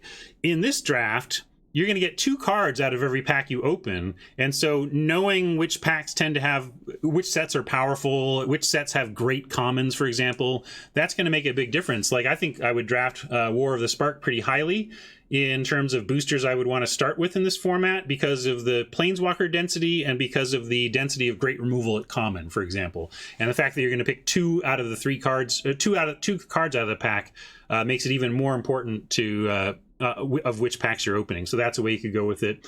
In terms of structure of the event, we played A versus A, B versus B, and then a game 3 if necessary. You could do best of 3 A deck match, best of 3 B deck match, and then best of 3 match of your opponent's choice. If you want to get more play value out of the boosters you're cracking, you're going to want to do that. One of the downsides of that, though, is that if one pod has somebody goes 2-0 and the other pod does not, that other pod might have an entire third match that you're best 2 of 3 match that you're waiting to complete as the side that completed first. So it has that drawback, but if you really wanted to get great value out of it, you can. And of course, another way you could do it is round robin of everything against everything. So you could have I will do best of 3, my A deck versus your A deck and versus your B deck. You know, you could have it swap around so that everybody plays every possible combination of best 2 of 3 deck versus deck in the format. There's lots you can do. Anyway, the point is the 4-player drafting feels good. Everybody ends up with 2 good playable draft decks, and then how you structure your tournament after is wide open on what you want to do with 2 people who have 2 decks to work with. And anyway, it was great. We had a lot of fun. Marshall took it down. I lost to him in a narrow game 3, and actually that was interesting because so in our A game, I beat him, but he mulliganed and didn't really get the deck off the ground, and it seemed to be green splashy. And then in game 2, he rolled over me with a nice draw from a black-white deck that had some decent removal. And I was trying to figure out what to do in the third game and what deck to put him on. And I didn't want to just fall in the trap of picking the deck I beat versus the one I didn't beat, but I did think like, oh man, I have some really important creatures, and his A deck was like base blue-green, which isn't great at permanently dealing with creatures.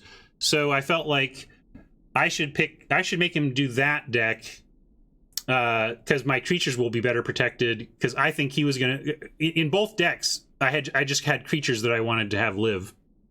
And also my second deck, so I had a green white splash everything deck and a red blue really good looking Izzet deck. And as I expected, he did not want to see that Izzet deck.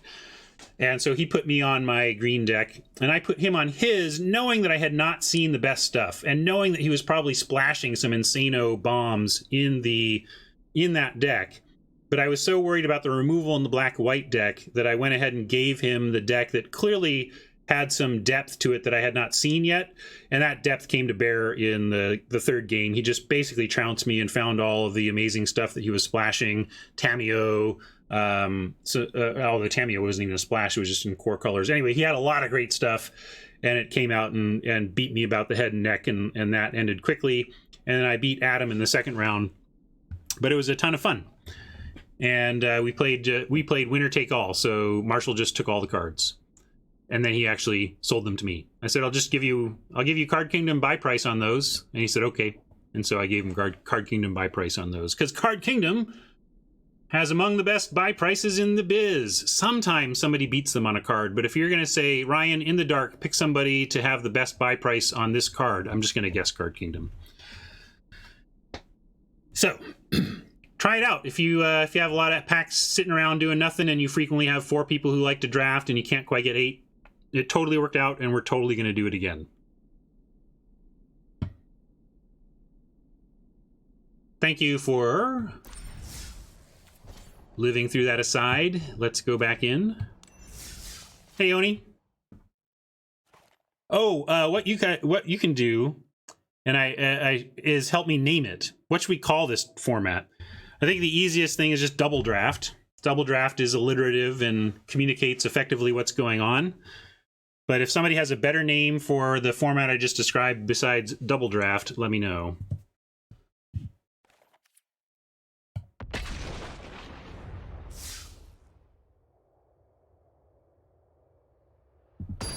Oh yeah, you got here just late. Quick recap. I described a draft format we tried this weekend, Oni, which was 4-player draft. You draft two-headed giant style, so each player picks 2 cards out of every pack.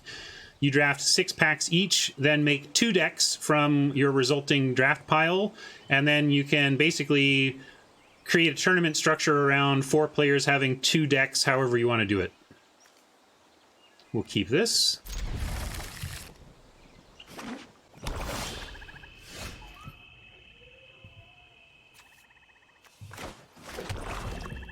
Druid off the top is nice. Get a turn 3 Omnivore here.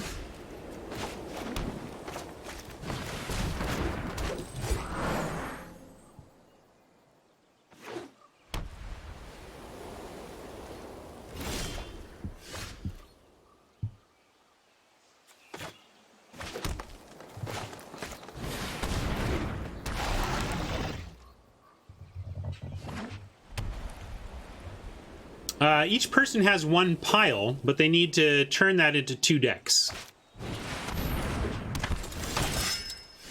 And depending on whether the tournament format you come up with afterwards needs sideboards or not, you would need to assign the sideboard cards to a specific one of your 2 decks as well.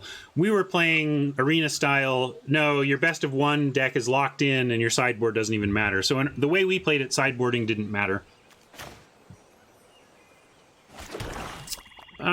Yeah, we'll just not get...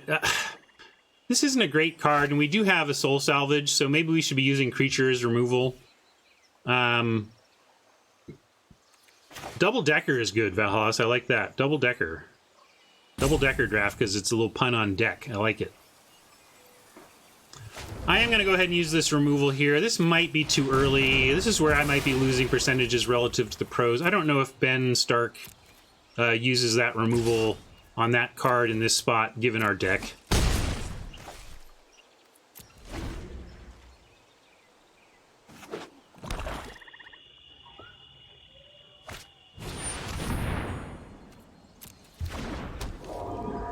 Always nerve-wracking to play against Sanctum Spirit. Do they have an historic card to pitch to it? And do they want to? Often the historic cards are so powerful they don't want to.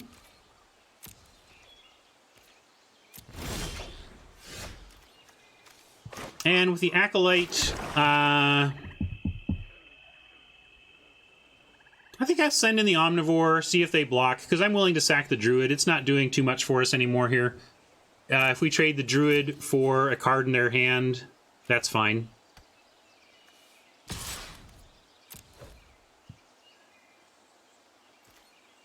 We could have kept that back on D as well, I suppose, because the Druid could make the mana it needed to have itself sacked to the Omnivore.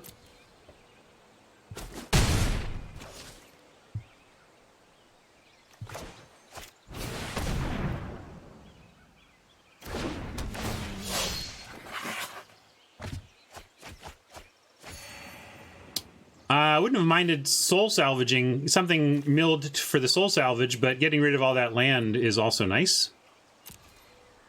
Sorry, Swim Down. Didn't occur to me.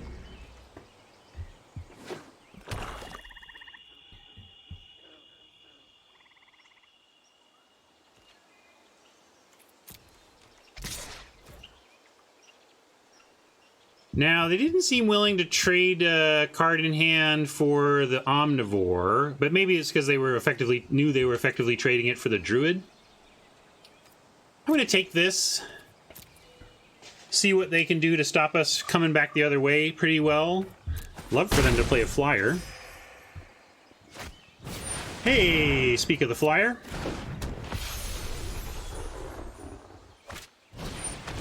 Oh, wow. Another card I do not respect one little bit, but it is going to give them a double Sarah Angel here. They're lucky that we don't have 2 mana available.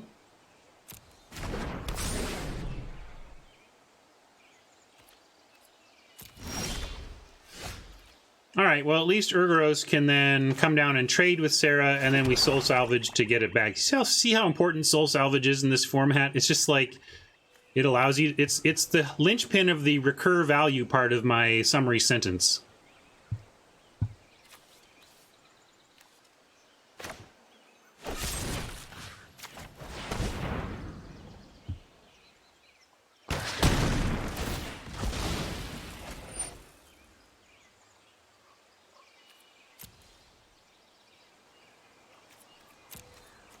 I think I will keep the Thallid back now and threaten to make it a 5/5.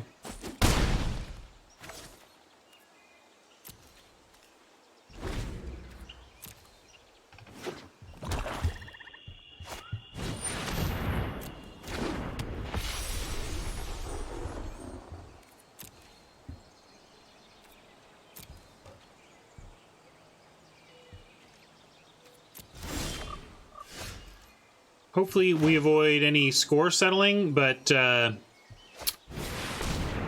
Urgaros, hopefully we rebuy after he takes care of some angel business.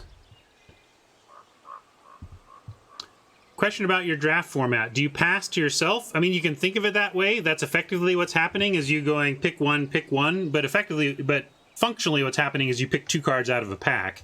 But if you want to think of that as passing to yourself, you could. But yeah, you don't take 2, pass to yourself, and take 2 more. You take 2 and then pass to the other player.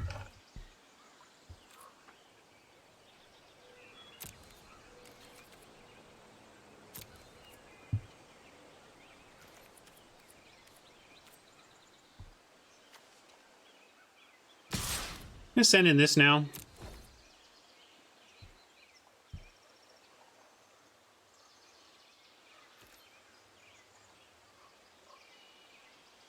Yeah, the way I would look at it, you're trying to build 2 decks as you go. You need to be thinking about what your 2 decks are.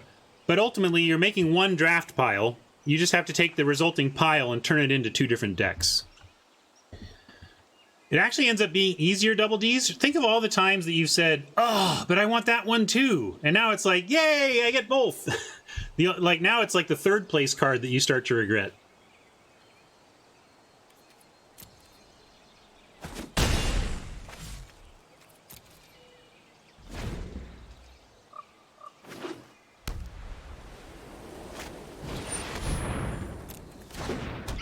Alright, apparently Urgos has a couple of flyers to take out. Well, you can try taking Acolyte for a Sentry.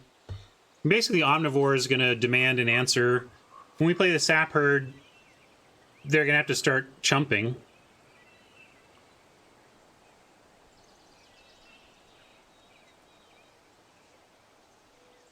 Yeah, Double D's says you could be drafting 2 cards for 1 deck in 1 turn. Interesting. And that is why the decks ended up being more powerful than typical draft decks. It's still 24 packs divided among 8 decks. So ostensibly it should be similar. But the thing that made it different is that, let's say you're drafting a red-blue deck and you get that dreaded pack that contains nothing for you. Just stone nothing for red-blue. In single draft, you pass that along and you're sad.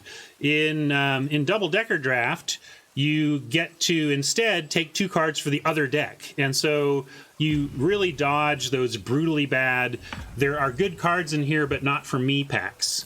And removing those types of packs from a draft raises the quality level of the decks just a little higher. Yeah, exactly, Valhalis. All right, we could drop a worm, but we are in fact going to drop a Sap Herd so that Omnivore can get as high as a 9/9 if needed. And 4, 5, 6, yeah.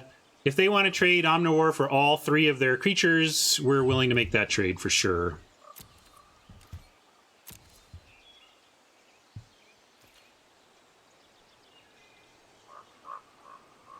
Yeah, Edward, are you thinking of doing it with 2 players?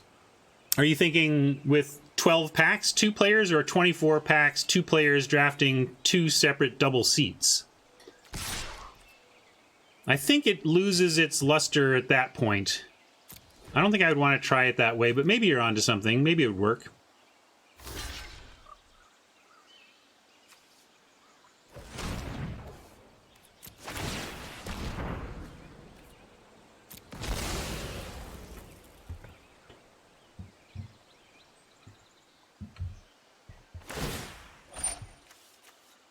Pitching Whisper. No problem. We are stable. They need to find answers or they're just in trouble to this Omnivore.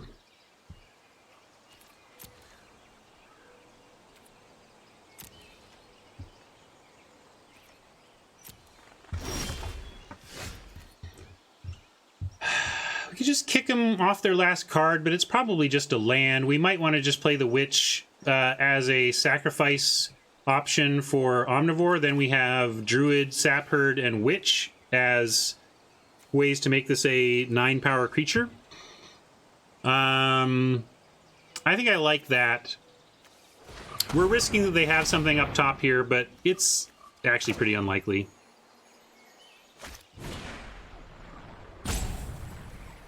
So we're going to do this to have fodder. And Omnivore is our inevitability right now.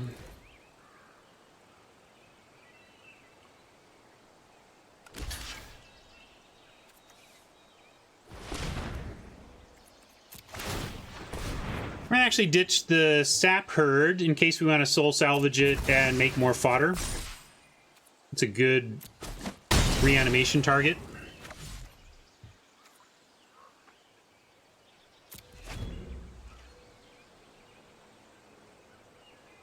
Yep, Eduardo, every player in Double Decker has 6 packs to start.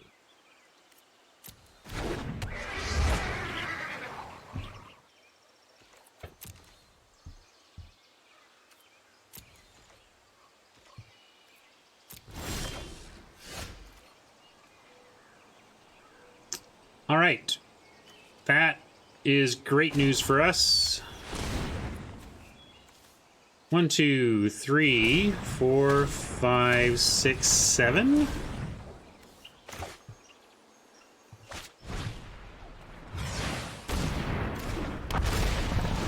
And go away, Angel.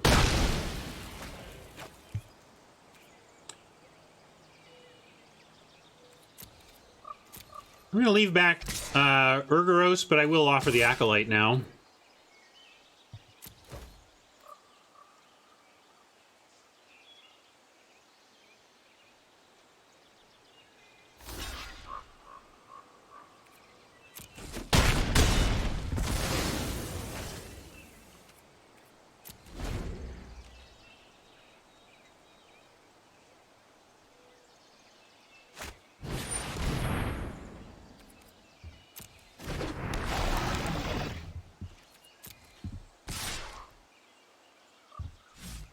Yeah, what's that about?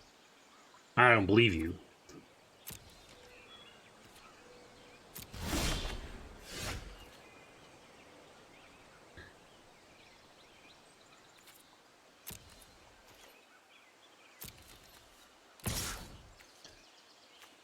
Send in with everything reasonably big. Be ready to sack stuff for the Omnivore.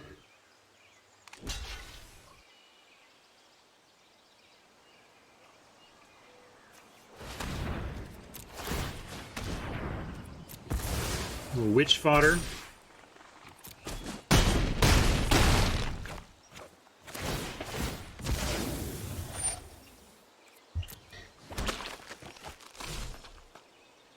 And let's add beef.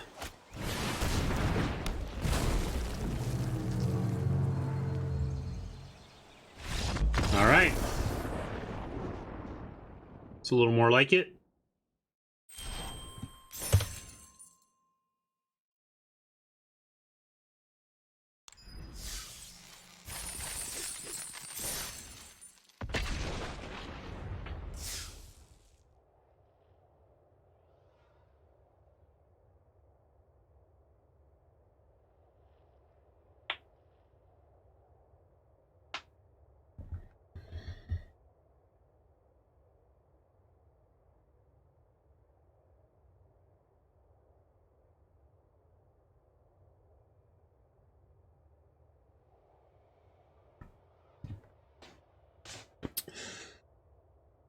Waiting.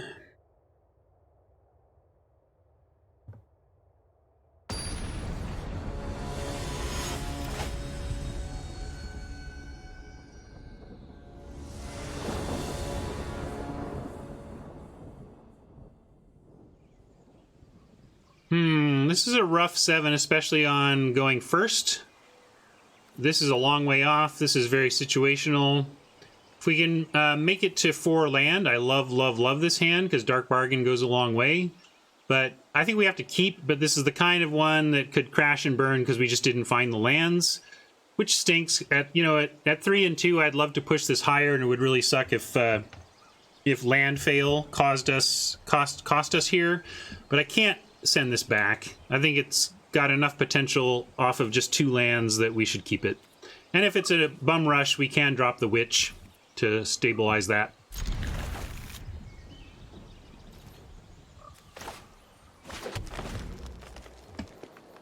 We're just looking for pretty much a nice mix of both land types off the top for the next, as many, several turns in a row here would be ideal. All right, now we're up against our first moment of, do we miss a drop? I kept talking about going to 18 in this land, but then didn't go and do it. That's helpful.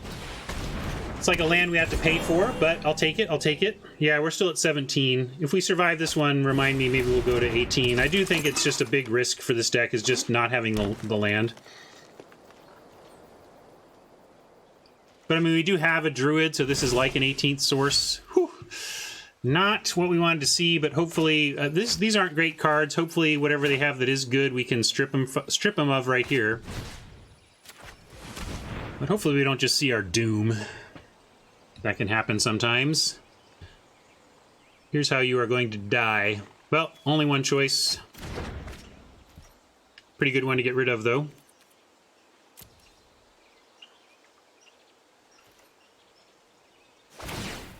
This, however, is going to fire... Oh, they don't have another island yet, so they got to play the song just to be able to cast the weight.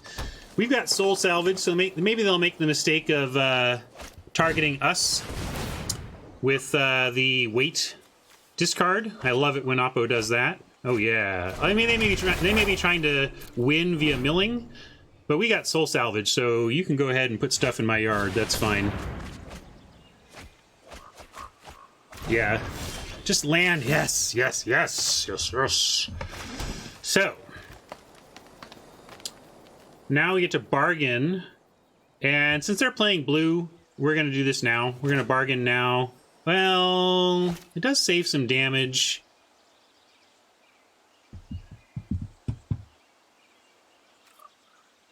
I'm going to risk it and wait, I guess. I think they're, with Frailes, they're looking to cast a bunch of stuff on their turn anyway, probably. So I'm going to keep him up on D and have Dark Bargain at end of turn.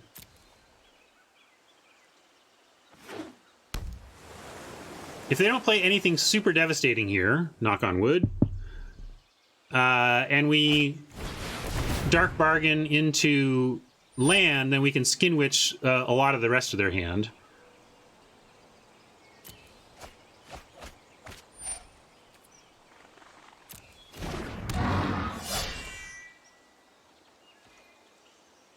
That's a pretty reasonable threat against us. We don't have a lot for that, so let's see if that costs us this game.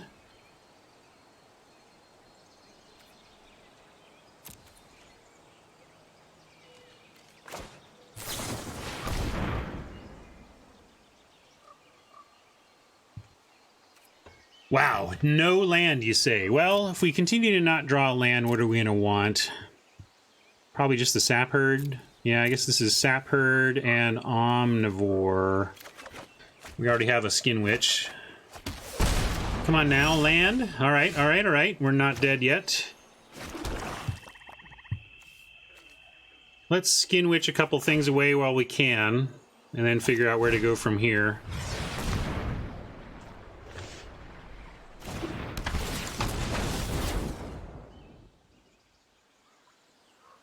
It might just be a matter of getting to 12 toughness on the battlefield, because this is going to give it a counter, so it's going to start attacking as a 12-12. If we can get 12 power out, here's 7, 8, 9, 10. You know, we can get there. Oh, and they're... I'm willing to take 8 here instead of 4 and leave us the Witch. Take 4 and chump, take 8 and have a future chump. Let's do that.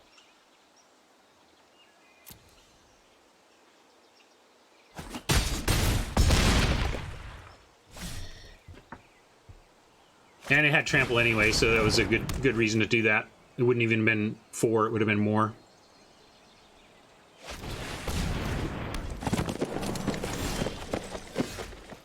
Okay, we got more land. What can we do? We got 7. Might need to go fetch our killer, but we need to do multiple things. Looks like we can. We can go omnivore.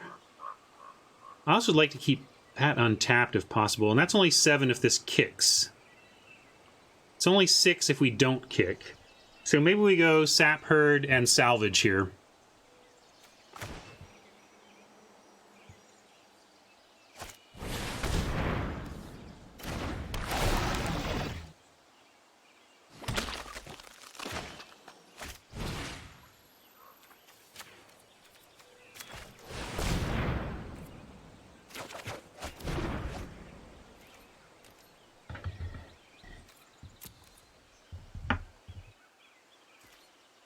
This will probably compel Oppo to just start attacking with Grun, and as long as they can't give Grun trample again, I believe we should be able to get a presence on board to trade with it before we're dead. Our stuff has to resolve, though.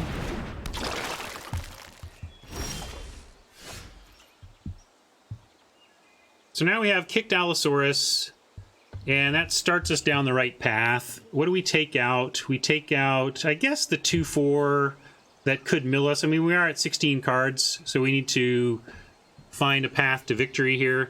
They milled our second soul salvage, I think, so we are on what we've got is what we've got mode. We don't get these back again, unless I'm forgetting some other way we have. So I think we start with kicking this and killing something, and I'll figure it out. Yeah, I guess the excavator.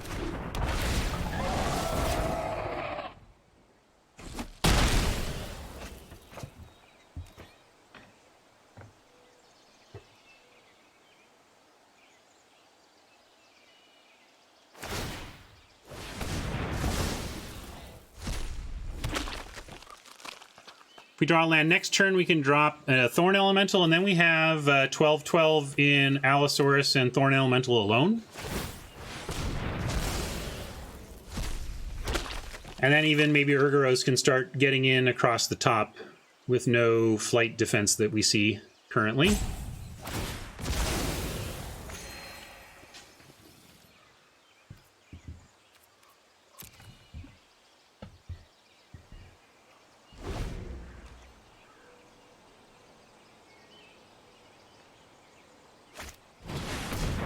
I still have a lot of hope for this game, which is why I love this format. Like, we're up against this Grun, but I have a plan. You know, we can do this.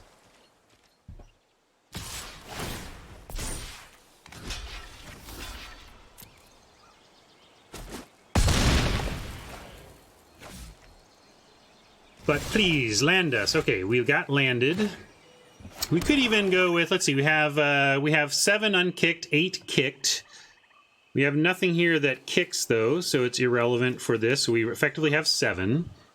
We can play the Thorn Elemental, or we can do, like, Omnivore, Sap Herd, do 1 chump with the Sap Herd token, and then not have to put Thorn Elemental and Allosaurus together. We can do some other combinations of stuff.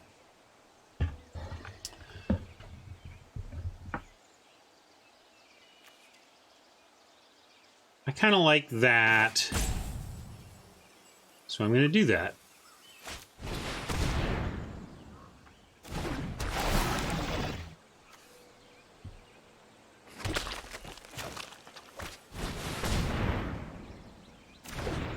Three, 4, 9, 10, 11, 12, 13. So, like, technically we have a gang block right now that gets it done. I just make sure I'm not going to fall for any onboard tricks. And this is a nice pair to have in the follow. That's troubling.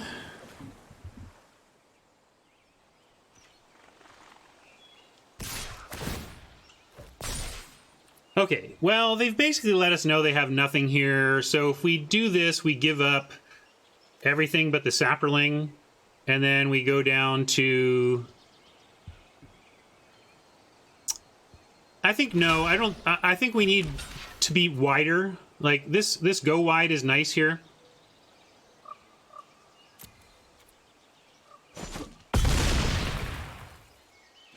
Yeah, Scout's decent with Tatiova, but still don't like playing a bad card to help make an amazing card a little more amazing. All right, now we're gonna do this, and we have Allosaurus and Elemental both threatening to be able to take out Grun.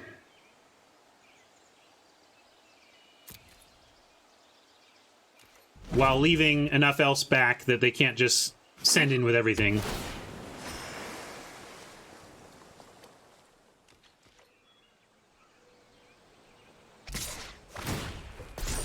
If this doesn't work and they have a trick and we get blown out here, it's going to be pretty rough, honestly. And we're kind of playing like they don't have it. They haven't shown it previously, so if they have it now, they've just drawn it. And yeah, if there are things that make this a blowout, but we just have to play like they don't have them.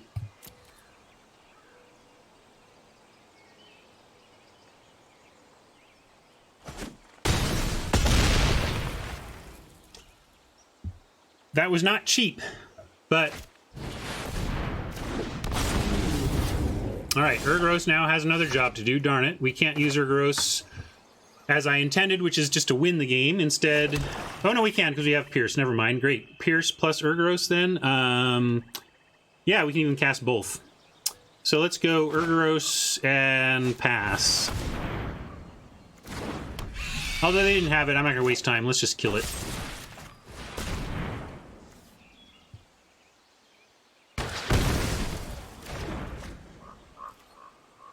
We probably could have put the Sapperds on, but if we put this, like, okay, we had a 5/5 and a 7/7. So if we're trying to protect against Oppo removing the 5/5 or the 7/7 and still getting a kill, we needed to put on 5 more power worth of creatures. So that's why I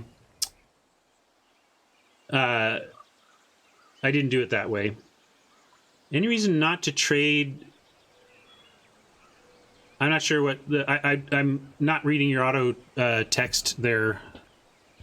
I don't know what that means.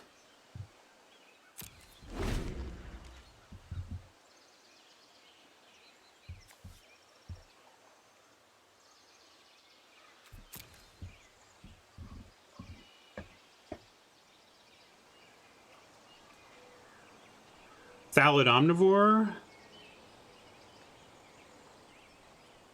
I don't know. I think Omnivore is a great attacker as well.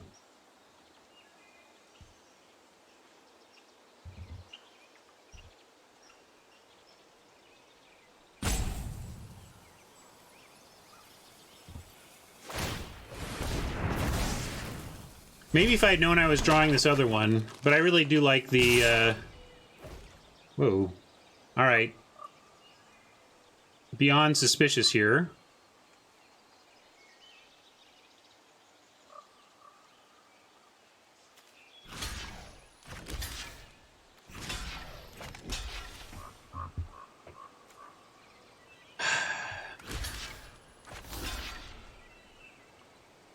I mean, like, this would be my block if I felt like they were just being desperate here.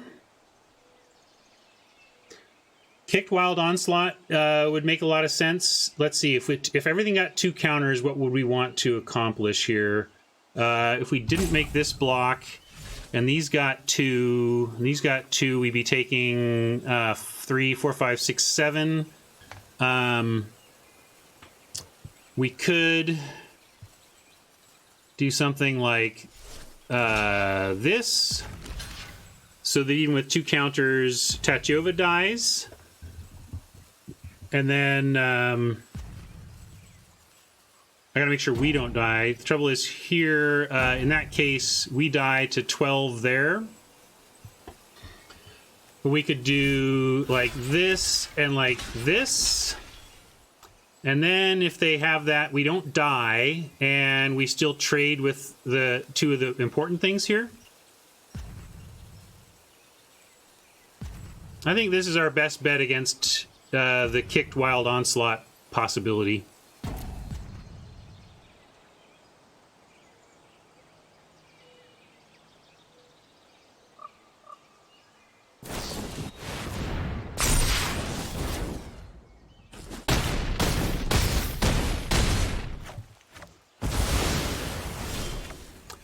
It doesn't leave us with much to do here, but looks like we're not completely dead. No, I doubt we can either, but we had to try. We can go up to 5 life and get 2 migration counters. If we go 4, we can do... Can't cast 2 things on that. What if we do Omnivore Migration?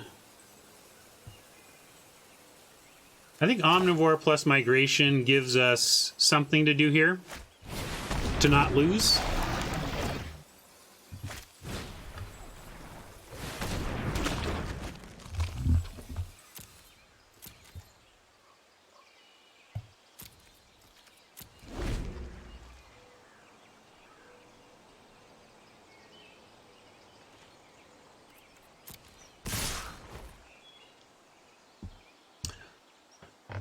Okay.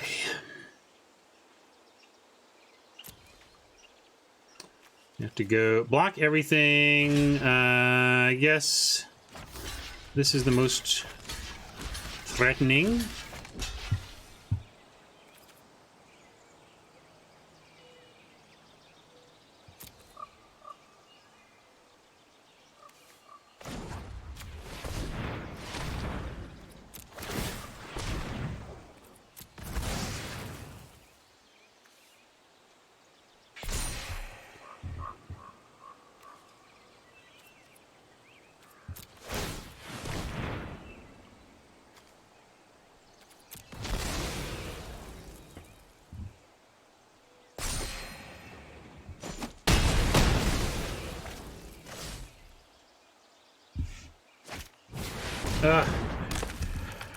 If they just slow down, we could have a little prayer.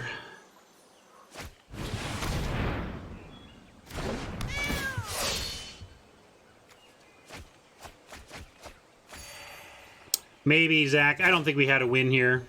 Especially not with another play from Oppo. We did our best. Frustrating. I feel like our deck was better than every deck we lost to. And that may sound like hubris, but I definitely do not always feel that way. At 11:30, I am not going to do another today because I have a lunch date. I'm going to go meet a friend for lunch today. But we can play around, maybe do some Momir before we head out. I got one more win to find because we only managed 3 stinking wins. I did, Zach. You'll have to go listen to the whole thing if you want to get the full dump, but let me get to this, finish this, and say thank you, YouTubers, for watching, and thanks, Card Kingdom, for supporting this draft. I'm going to end this draft segment on YouTube now, and we'll think about what to do next.